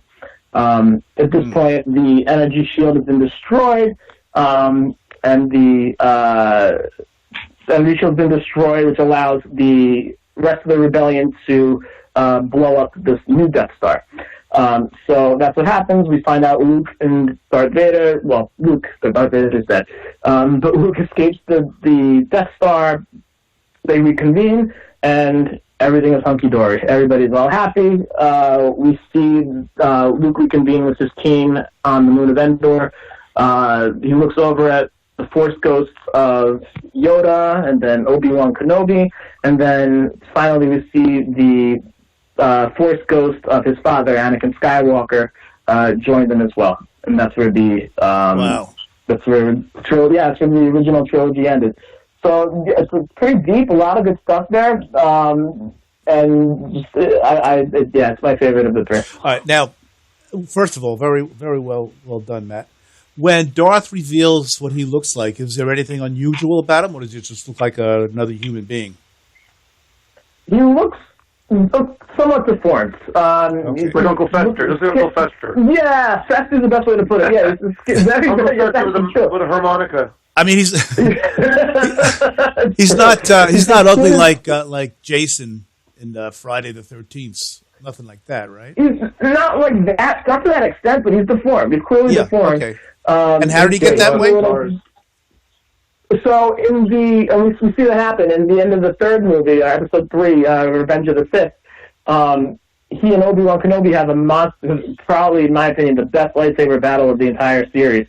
They have this huge fight, and Obi-Wan messes them up pretty badly. He leaves them for dead, like the side of this lava pit, and he just gets burned, and he gets burned so severely badly, and then that's why he has to wear the mask, so he can, because I guess he's in such a state of pain that the mask and the rest of the suit keep him going. Mm-hmm. he's mostly, that's why, I think, who is it? I think Obi-Wan makes a reference saying he's more machine than man now, because he is. He's got more mechanical body parts on him than he has, human ones, so it's kind of funny. All right, so first of all, three of you guys, this was fantastic the way you broke down these movies. But I have more for you. However, I do want to ask, maybe in maybe 6 weeks or a month and a half, could we maybe do episodes 1, 2, and 3 the same way we did these, and then the third trilogy? Would you guys be willing to come back? Yeah, good, absolutely. Yeah, sure, man. Jeff? Yeah, definitely. Okay, cool. He's still there. Good. We'll be back. All right, but we're not done though, because I got the Matt did tell us of the 3 that we just discussed, episode 4, 5, and 6. Jedi is your favorite, right, Matt? Yeah, Jedi's my favorite. I love seeing Luke Skywalker finally in full control of his powers and watching him kick ass as the Jedi Knight that he is. So put them in order. Also, for you, Jedi is your favorite. What comes next of the 3? Of the 3, yeah, I would probably go 3, 2, 1. I would go Jedi, then I would do Empire Strikes Back, and then New Hope. Okay. Wow. So these movies for you, Matt, really improved. Usually sequels lose a little bit, but for you it just built. Yeah, well, I mean, Empire Strikes Back is, it's just such a perfectly done movie. It's not even that I think, New Hope was bad. Right, exactly. It's just, exactly. They're all great movies in their own right. But yeah, I really liked Return of the Jedi. I think it's my favorite of the 3. Empire Strikes Back is just awesome, and then New Hope is there. It's just not because one of them is bad. It's just I guess it's just how it happened. Yeah. All right, Jeff. How about what's your favorite of the 3, Jeff? Well, my favorite is Empire Strikes Back. Okay. I just felt that it's more. To me, it was more suspenseful, and it created so many big questions now about the series. Right. Whereas not, and like you said, like we said before, nobody's taking away from the other movies. It's just that overall, in those 3 movies, A New Hope introduces you to the characters and it's fun. Return of the Jedi gives you a conclusion. It doesn't really I don't feel like it doesn't introduce any big questions or any big suspense. I mean, the suspense is already there when you're going into Return of the Jedi. Right. That's why I like Empire Strikes Back, because you start off with this idea of it's going to be like, another fun movie. And there are a lot of fun moments, but overall, it's a dark movie, and it's not what you expected, and it really messes with your emotions more than the other 2, I think. So for you, I wouldn't say more than Return of the Jedi, probably as much as Return of the Jedi. Yeah. So for you, Jeff, it's Empire, Jedi, and Star Wars, and the New Hope. No, actually, I put Empire Strikes Back as my first. I'll say New Hope is my second favorite. Oh, okay. Only because you're getting to learn the characters, and it's more of a feel-good movie. I wouldn't say feel-good, but it was more. To me, it seemed a little bit more entertaining, a little more lighter? going on. A little lighter?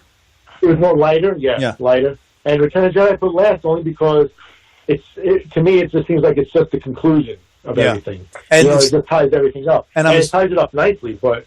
I'm assuming everyone thought that, too, right? That's it? We're not going to have any more Star Wars movies? Right. Everybody, that was supposed to be the end of the story. All right, Lloyd, how about you? What was your favorite of the 3? I'm actually I'm with Jeff. Definitely Empire is my favorite. Because Empire, it's got the tension. Like I said, it's a cliffhanger. It holds you there. Star Wars is just, again, it changed everything. I mean, New Hope came, now we call it New Hope. But when the original Star Wars came out, I mean, it was a cultural overthrow. I mean, it changed everything. Yeah. I mean, look at even in music. Look at music video. Like bands are trying to add a little sci-fi in there. Like it got kind of corny. The things been going on for hours. But also, so I think it's just a tight story. Like Star Wars, so tight. Jedi is awesome, obviously. Definitely my third. But definitely Jedi's got a couple things that made you like cringe a little, like Ewoks. Like what? Okay. Even at the time, Ewoks were. Oh, come on, Ewoks are great. I like Ewoks. And originally, I read that they wanted to have Wookiees, like a planet of Wookiees, but they were like, tomorrow to make a bunch of Chewbacca costumes. But it got, like, it's again, Star Wars, like, up to that point was like, whoa, perfect. Jedi was like, oh wow, it's not perfect. I mean, again, great movie, But- awesome. but Lloyd, ending to Lloyd, what- story. But there's a little corniness in there, and also, Okay. what do you say? I was going to say the Ewoks because they're so corny. Is that why you didn't like them?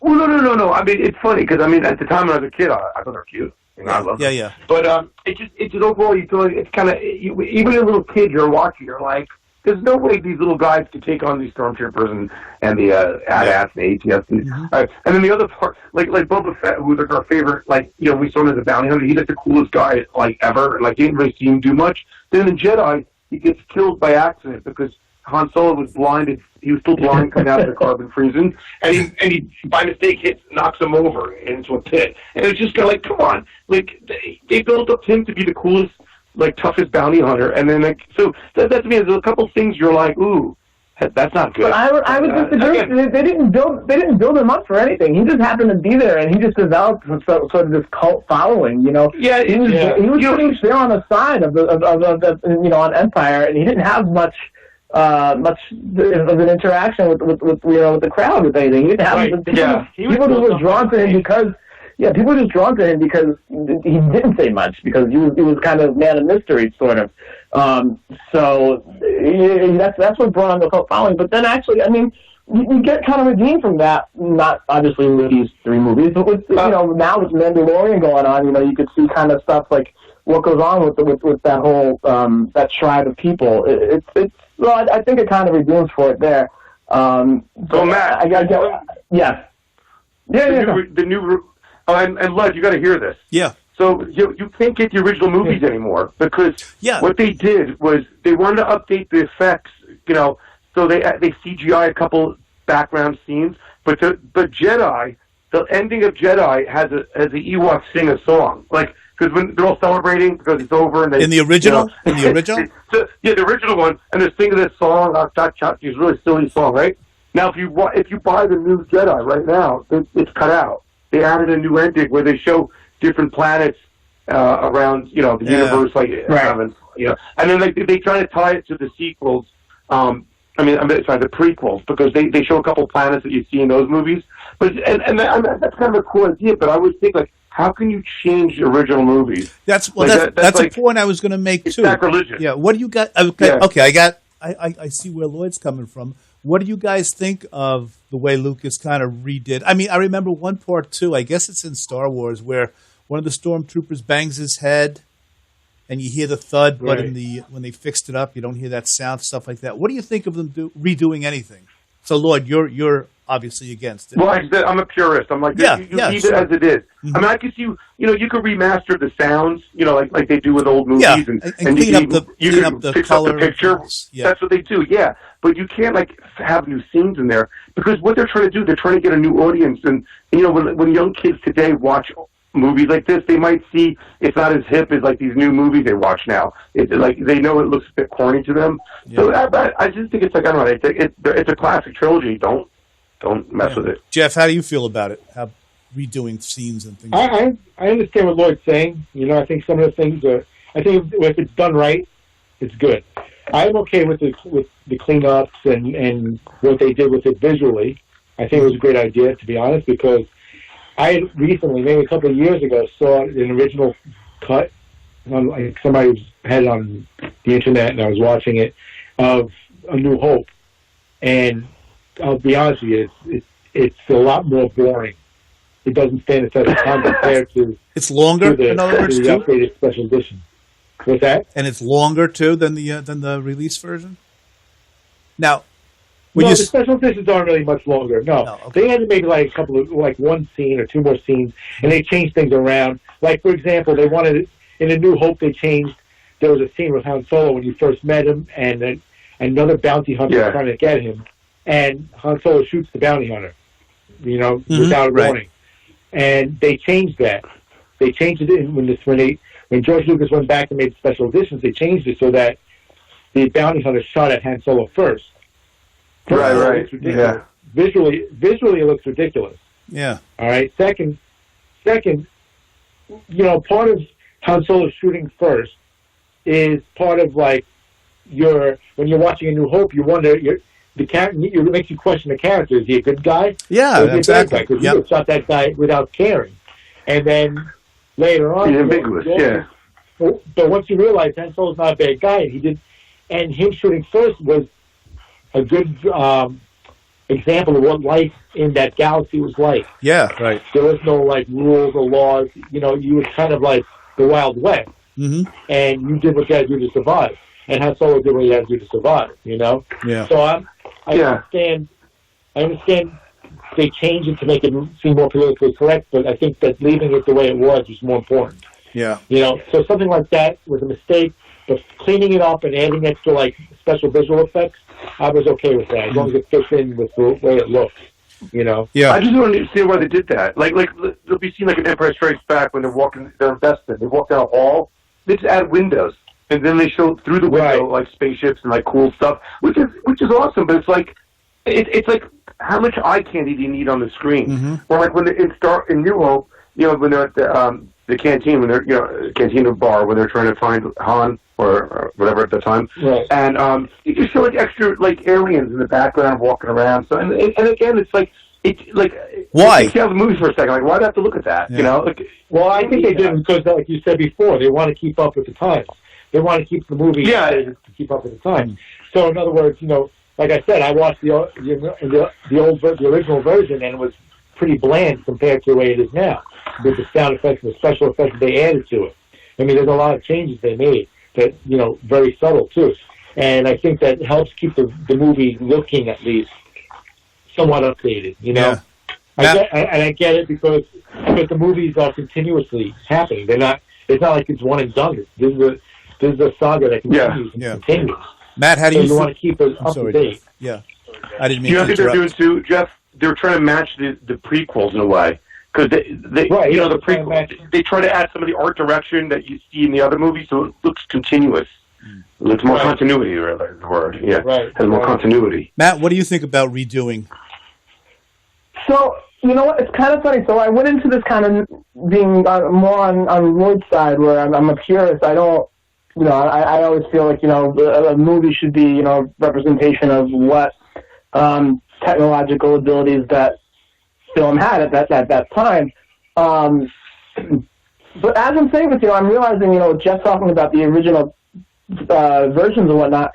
I don't think I never saw Star Wars in theaters. These movies came out, you know, I was born in '88, so this movie had, you know, the last movie that this movie had, with Jedi had been out, you know. You was Jedi for a few years. It's seven years before I was, you know. Yeah, right. So it came out in, was it '83? Was Jedi? So 5 years before I was even born. So I never saw these movies in theaters. So I don't know that I've ever actually seen the full original takes on them.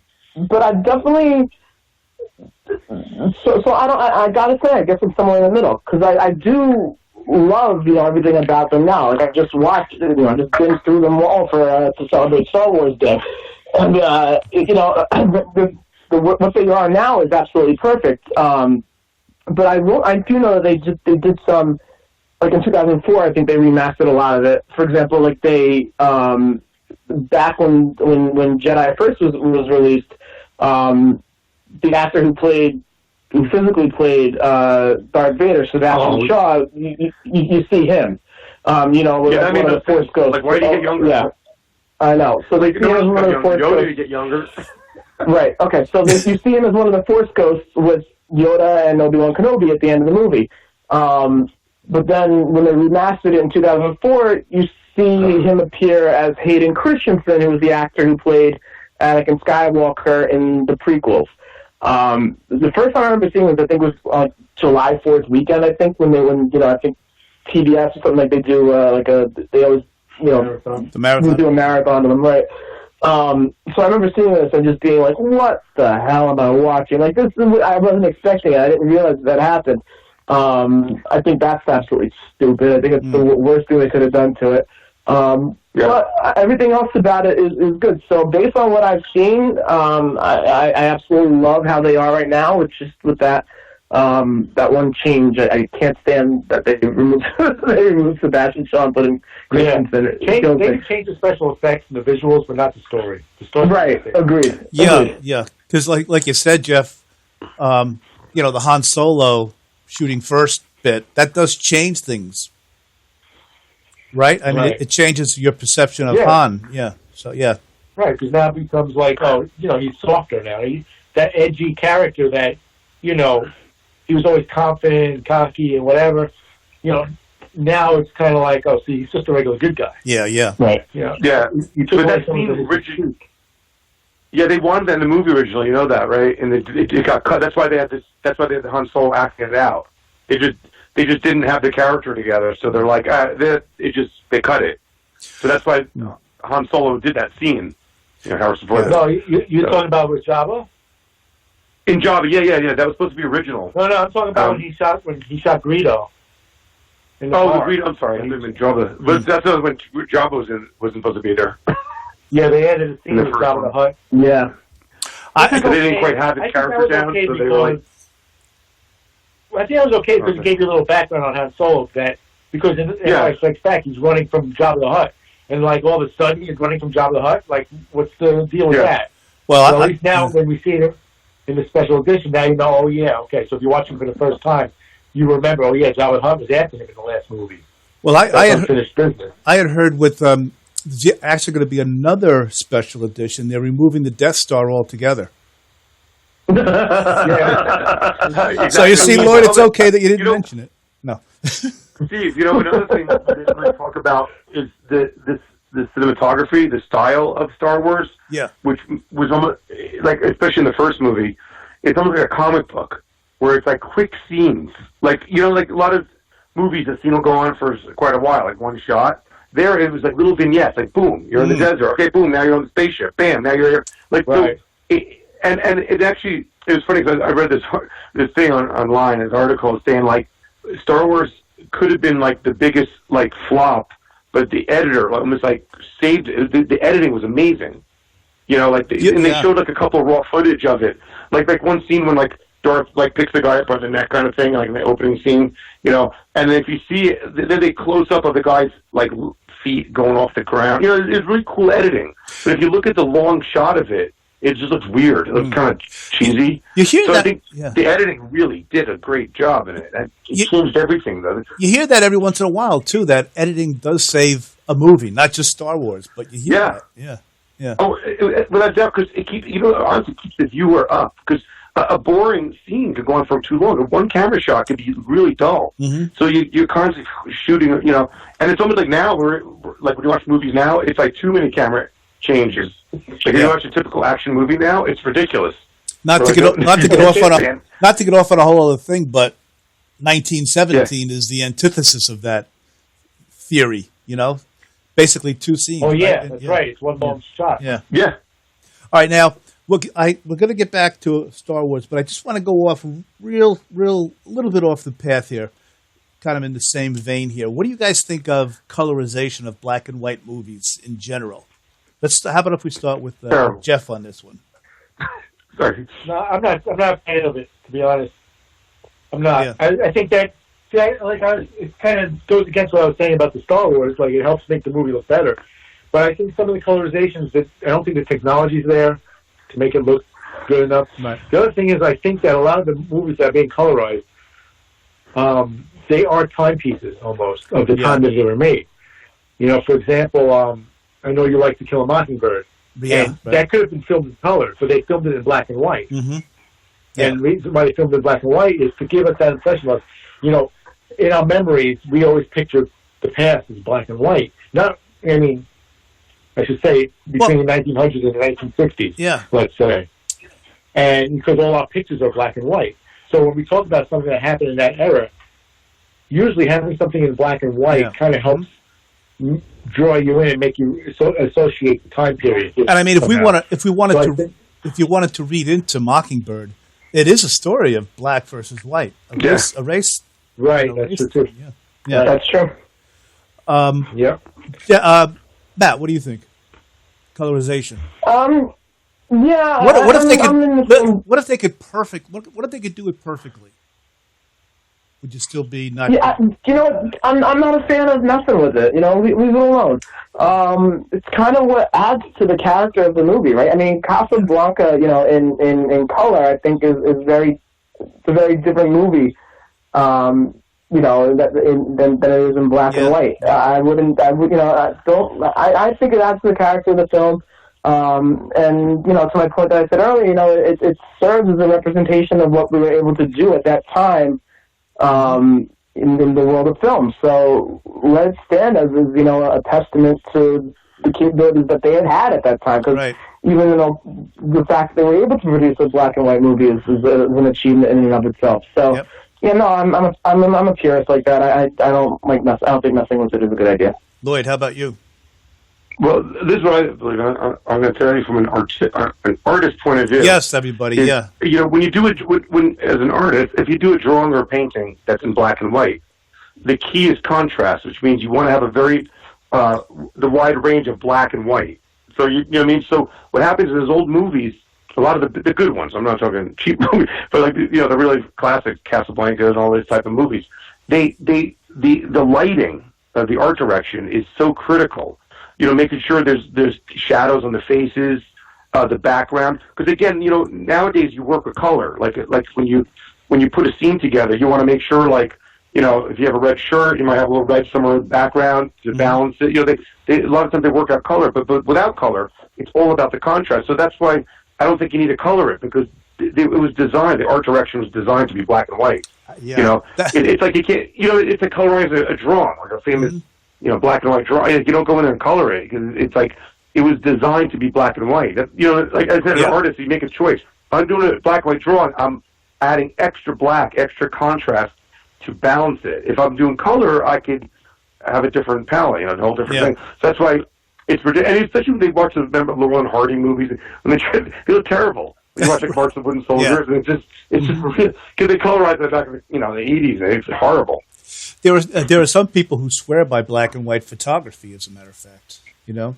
Oh, absolutely, yeah. It's a different, you know, it's like a less is more idea, like you know what I mean, when you have color, like let's put it this way, we have phones, and we constantly take color pictures all the time.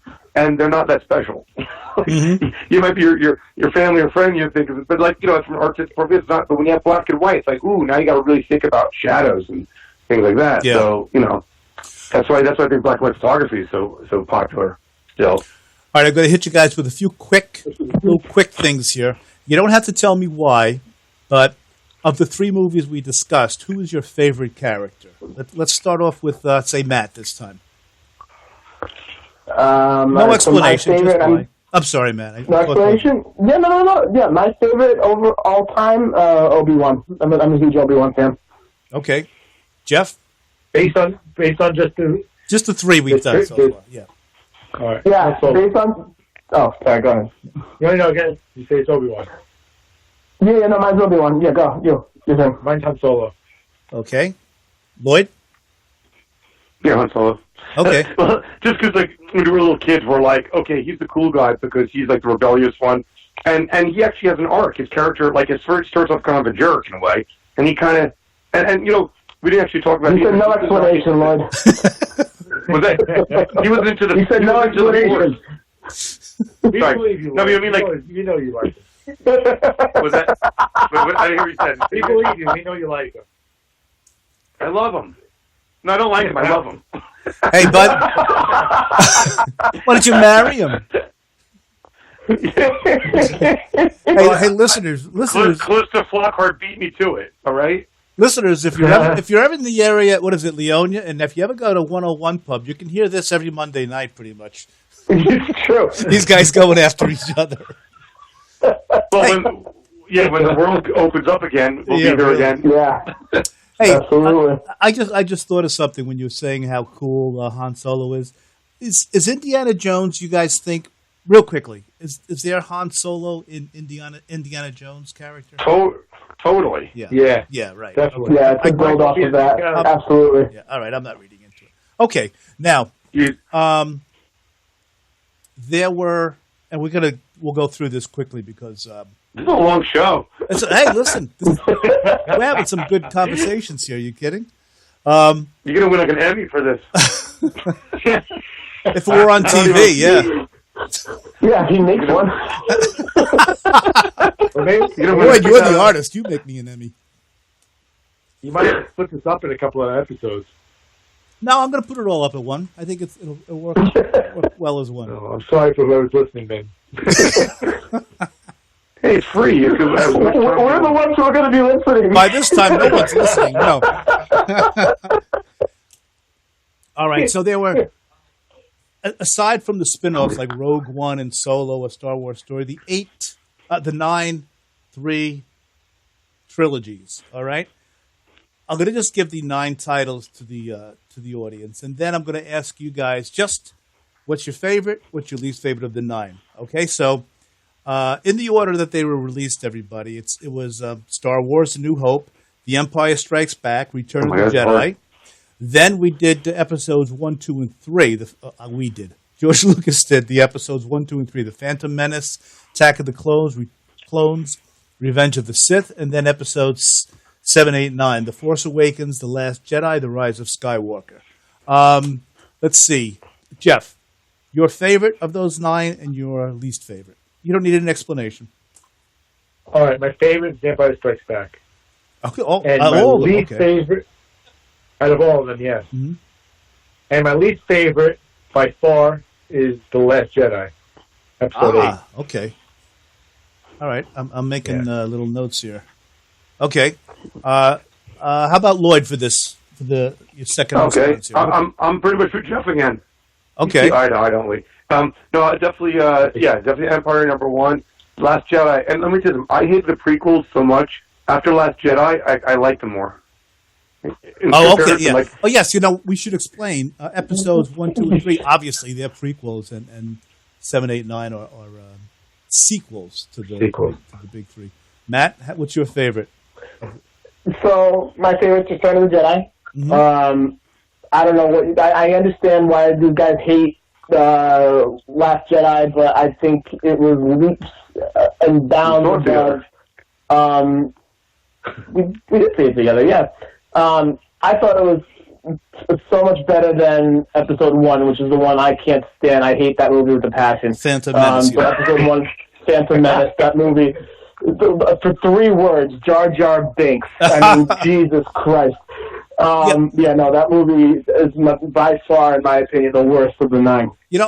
While we're there, I decided I am going to ask Jeff and Lloyd why they don't like Last Jedi, why they like that least. But, okay, you mentioned Jar Jar Binks. That's basically why, Matt, for you, for Phantom Menace? I think, yeah. I mean, You're at a loss for words. It made the movie a little too cartoony, a little too campy than it needed to be. Mm-hmm. I couldn't understand. So there's that. They bring on this whole theme of pod racing, which I thought was just a waste of time. And then they introduced this badass character of Darth Maul. And then you really don't see much of him aside from I think he's in maybe 2 scenes. I want to see more of that. I want to see more about him. Awful. Jeff, what don't you like about The Last Jedi? Well, first of all, Matt's wrong. Okay. Stupid Jeff. Again, Matt. Matt, again, you're wrong. Matt, wrong. Put that down in your notes. Matt's wrong. Okay. Well, actually, I put Matt's wrong again in my notes. Go ahead. I see his point about Jar Jar. Jar Jar was cartoony, but everything else I think I liked about it. At the time, for a while, I didn't like it, but then I go back to it and I like it a lot better now. All right, so I don't like The Last Jedi. Why do I not like it? I don't even know where to begin. I feel like it doesn't fit in on this whole entire saga. Everything that happens to the main characters really has no real effect. The main character is Rey, and she's seeking out Luke Skywalker for guidance and for training as a Jedi.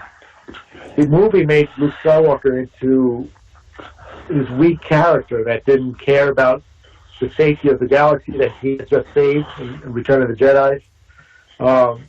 He turned his back on the Jedi. Everything he fought for, he gave up. He gave up on his friends, and they never really went into why he did, except that it had to do with his past of trying to train Kylo Ren, who was another Jedi in that movie. He was the evil, I would say, the evil Jedi for the new trilogy, for the sequel trilogy. And it really didn't give you enough substance or reason for you to believe that Luke would be upset about anything or why his character turned to be this way. And the other main characters in the story, the newer characters in it, like we have this guy, Poe Dameron, who's a big rebellion leader. He does nothing. He just keeps running into walls, doing absolutely nothing, accomplishing nothing. The other main character, Finn, who was in the first of the sequel trilogies, was a stormtrooper who defected and has no real history about who he was before. All they had him do was chase around, I don't know what, run around the galaxy into a casino. He was in a casino for half the movie, and he accomplished nothing either. Like there was no accomplishment whatsoever. And if they want to compare it to The Empire Strikes Back, where The Empire Strikes Back was like the good guys lose, these guys lost, but they didn't do anything either. Like at least in Empire Strikes Back, Han Solo's purpose was trying to save Princess Leia from getting caught by Darth Vader, and then he ends up getting caught by Darth Vader. Okay, he lost, but he was trying to do something right. These guys are doing such dumb things in The Last Jedi. It really has nothing to do with the whole story. Lloyd, what do you think? I just feel like I'm sorry. I can watch the sequel without watching that movie. Yeah, you don't need it. I don't know, Jeff. You know what they did? So you have to go back to Force Awakens. That was like the new movie. Well, the one before it, 7. It was a great, some people criticize that they kind of almost rip off New Hope in a way. It's very similar, but they introduced Rey as the new character. All right, and then we find out she's got some, Jedi powers. So the whole time you're like, she's got to be a Skywalker, and then you're trying to figure out, is she Obi-Wan's daughter? Is she Han and Leia's daughter? Who knows? So the next movie you're going to find out who the family is. They still don't tell you. They reverse so many things that they set up, and it's useless. I mean, like Finn, useless. He doesn't do anything in the movie. Poe, the whole time he comes up with this plan where he's got to go to some. They have to crack. What do you call it? They have to get a guy who's what do you call it? Codebreaker. A codebreaker, right? They do this whole side plot, and the whole time they didn't have to do that because the rebels, all they had to do is tell them, oh, we have a secret new base now. They could have told them this. So it was almost a useless plot. And then they introduced a new thing, how about light speed, where they light speed through a ship, and we're like, why didn't we do that in the first movie? They almost ruined the whole. They could have just light speed into the Death Star, and the whole thing would have been done. So it's kind of like they really, what happened was it wasn't the same director. It was what's his name? J.J. Abrams. Johnson. Oh, not J.J. Abrams. Yeah, I'm sorry. Yeah, J.J. Abrams did 7 and 9, but then number 8 was Rian Johnson. And I agree. Listen, I'm not saying that The Last Jedi was a great movie by any stretch. I think it's definitely one of the weaker of the entire saga. I agree with you. It was definitely the weaker of the last 3. So the new movie, like the last movie, right? All you got to know, you didn't need the 8th movie, like Jeff said, because in the 8th movie, let's see what you have. You've got Rey, still doesn't know where her parents are, right? I mean, everything's still set up exactly the same. And then they killed this. Snoke was he was the new emperor, the new guy pulling the strings guy, the new head honcho. They kill him in the second movie. It's like, okay, well. Now Kylo Ren's in charge, So it really was you could really skip it, absolutely skip it, and you could go from Force Awakens to Rise of the Jedi, or Rise Skywalker, sorry, and what we do.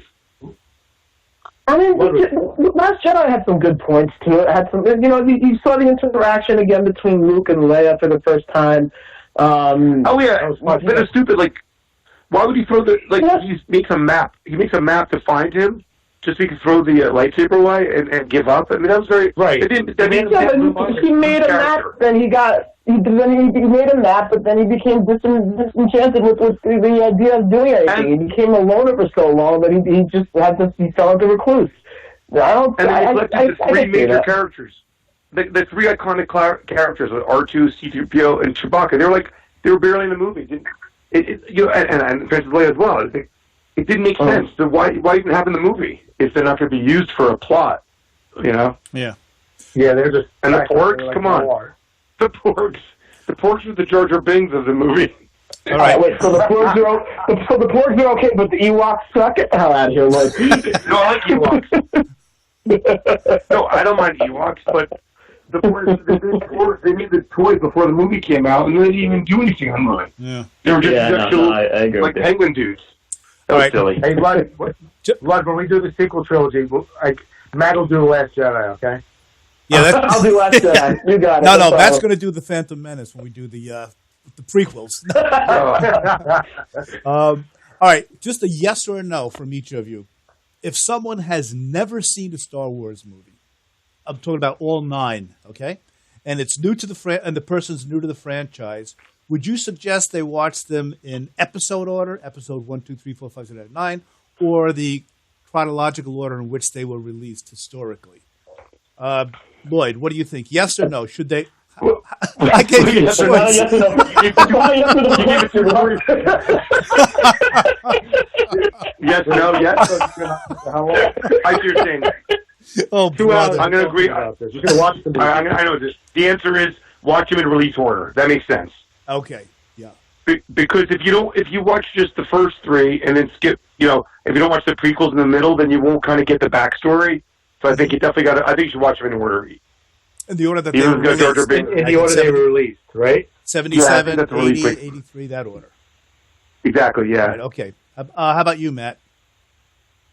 Yes or no? No. I honestly don't think it matters. I mean, so long as you don't watch, obviously, the last 3 first, that would just be stupid. I think that you can either watch them in chronological order or in the release order for the first 6. I really don't think it matters. Okay. Jeff? Yeah, I'll say the way they were released in theaters. Yeah. Start with the original trilogy, and then go to the prequel trilogy, and then the sequel.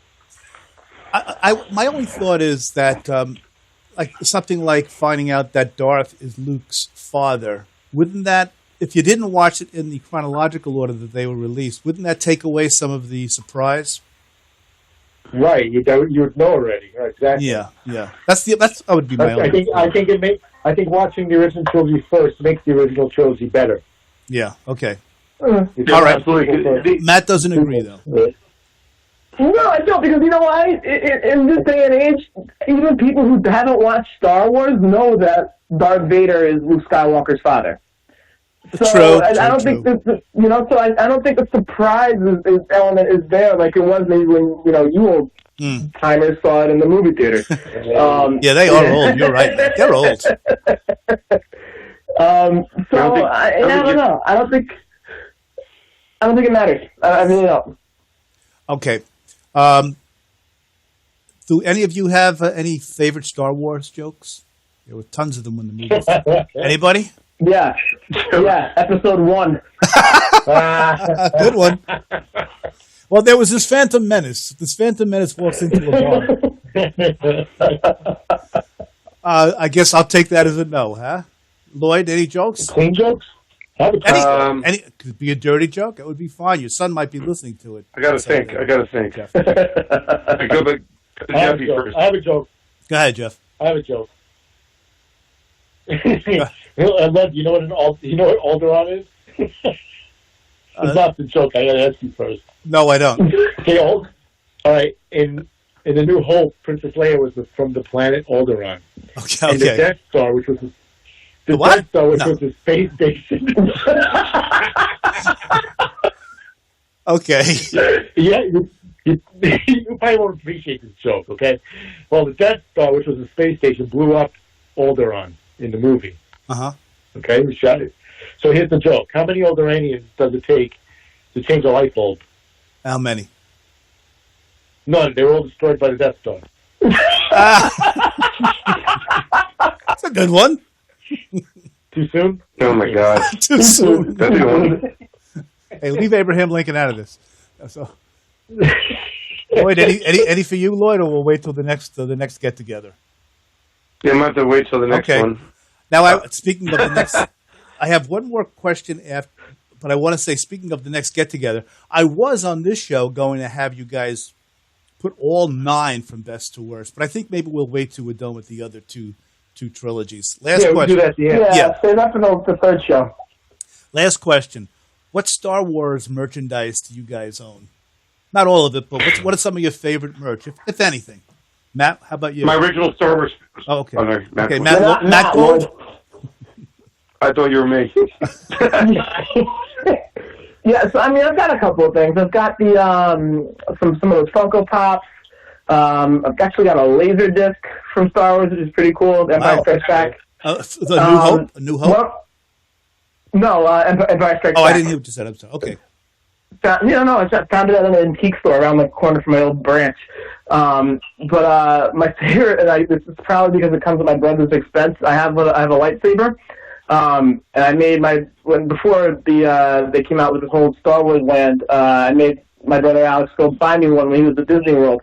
And he bought it. So let's say he spent $30 on the thing. Well, the genius didn't get the one that collapses, so it's like, it's a full-size lightsaber. And if he spent $30 on a lightsaber, I think he had to spend like another $50 to ship it back home for me. Poor Alex. So, sorry, screw him. But yeah, so I got a couple of things, nothing too crazy. Man, I know where Alex could have put the saber on for the trip home, but I guess not. Okay. knowing how you and he love each other. No, you guys love each other. I'm kidding.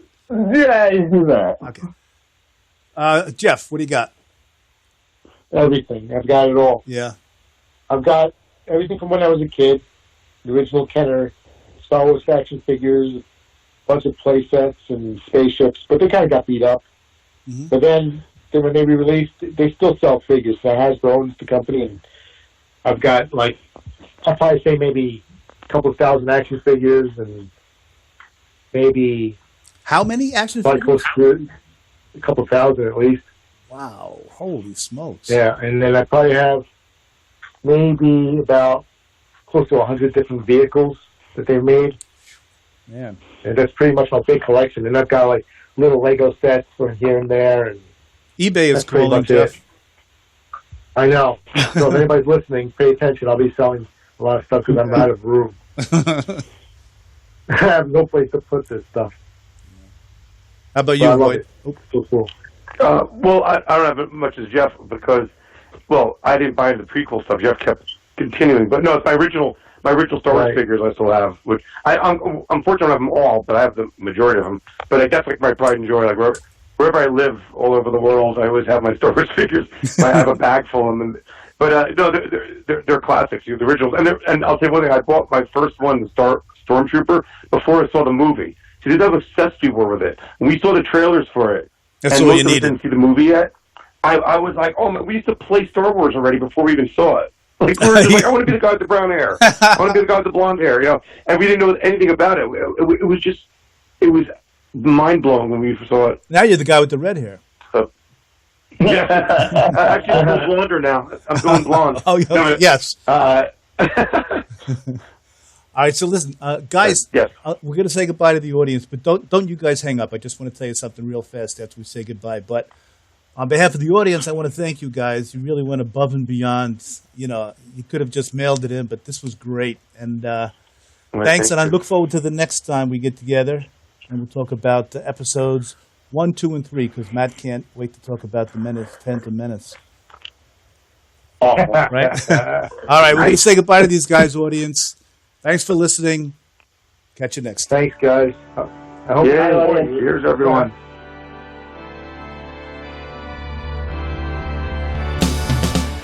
Classic pop culture. It's classic pop culture. Hosted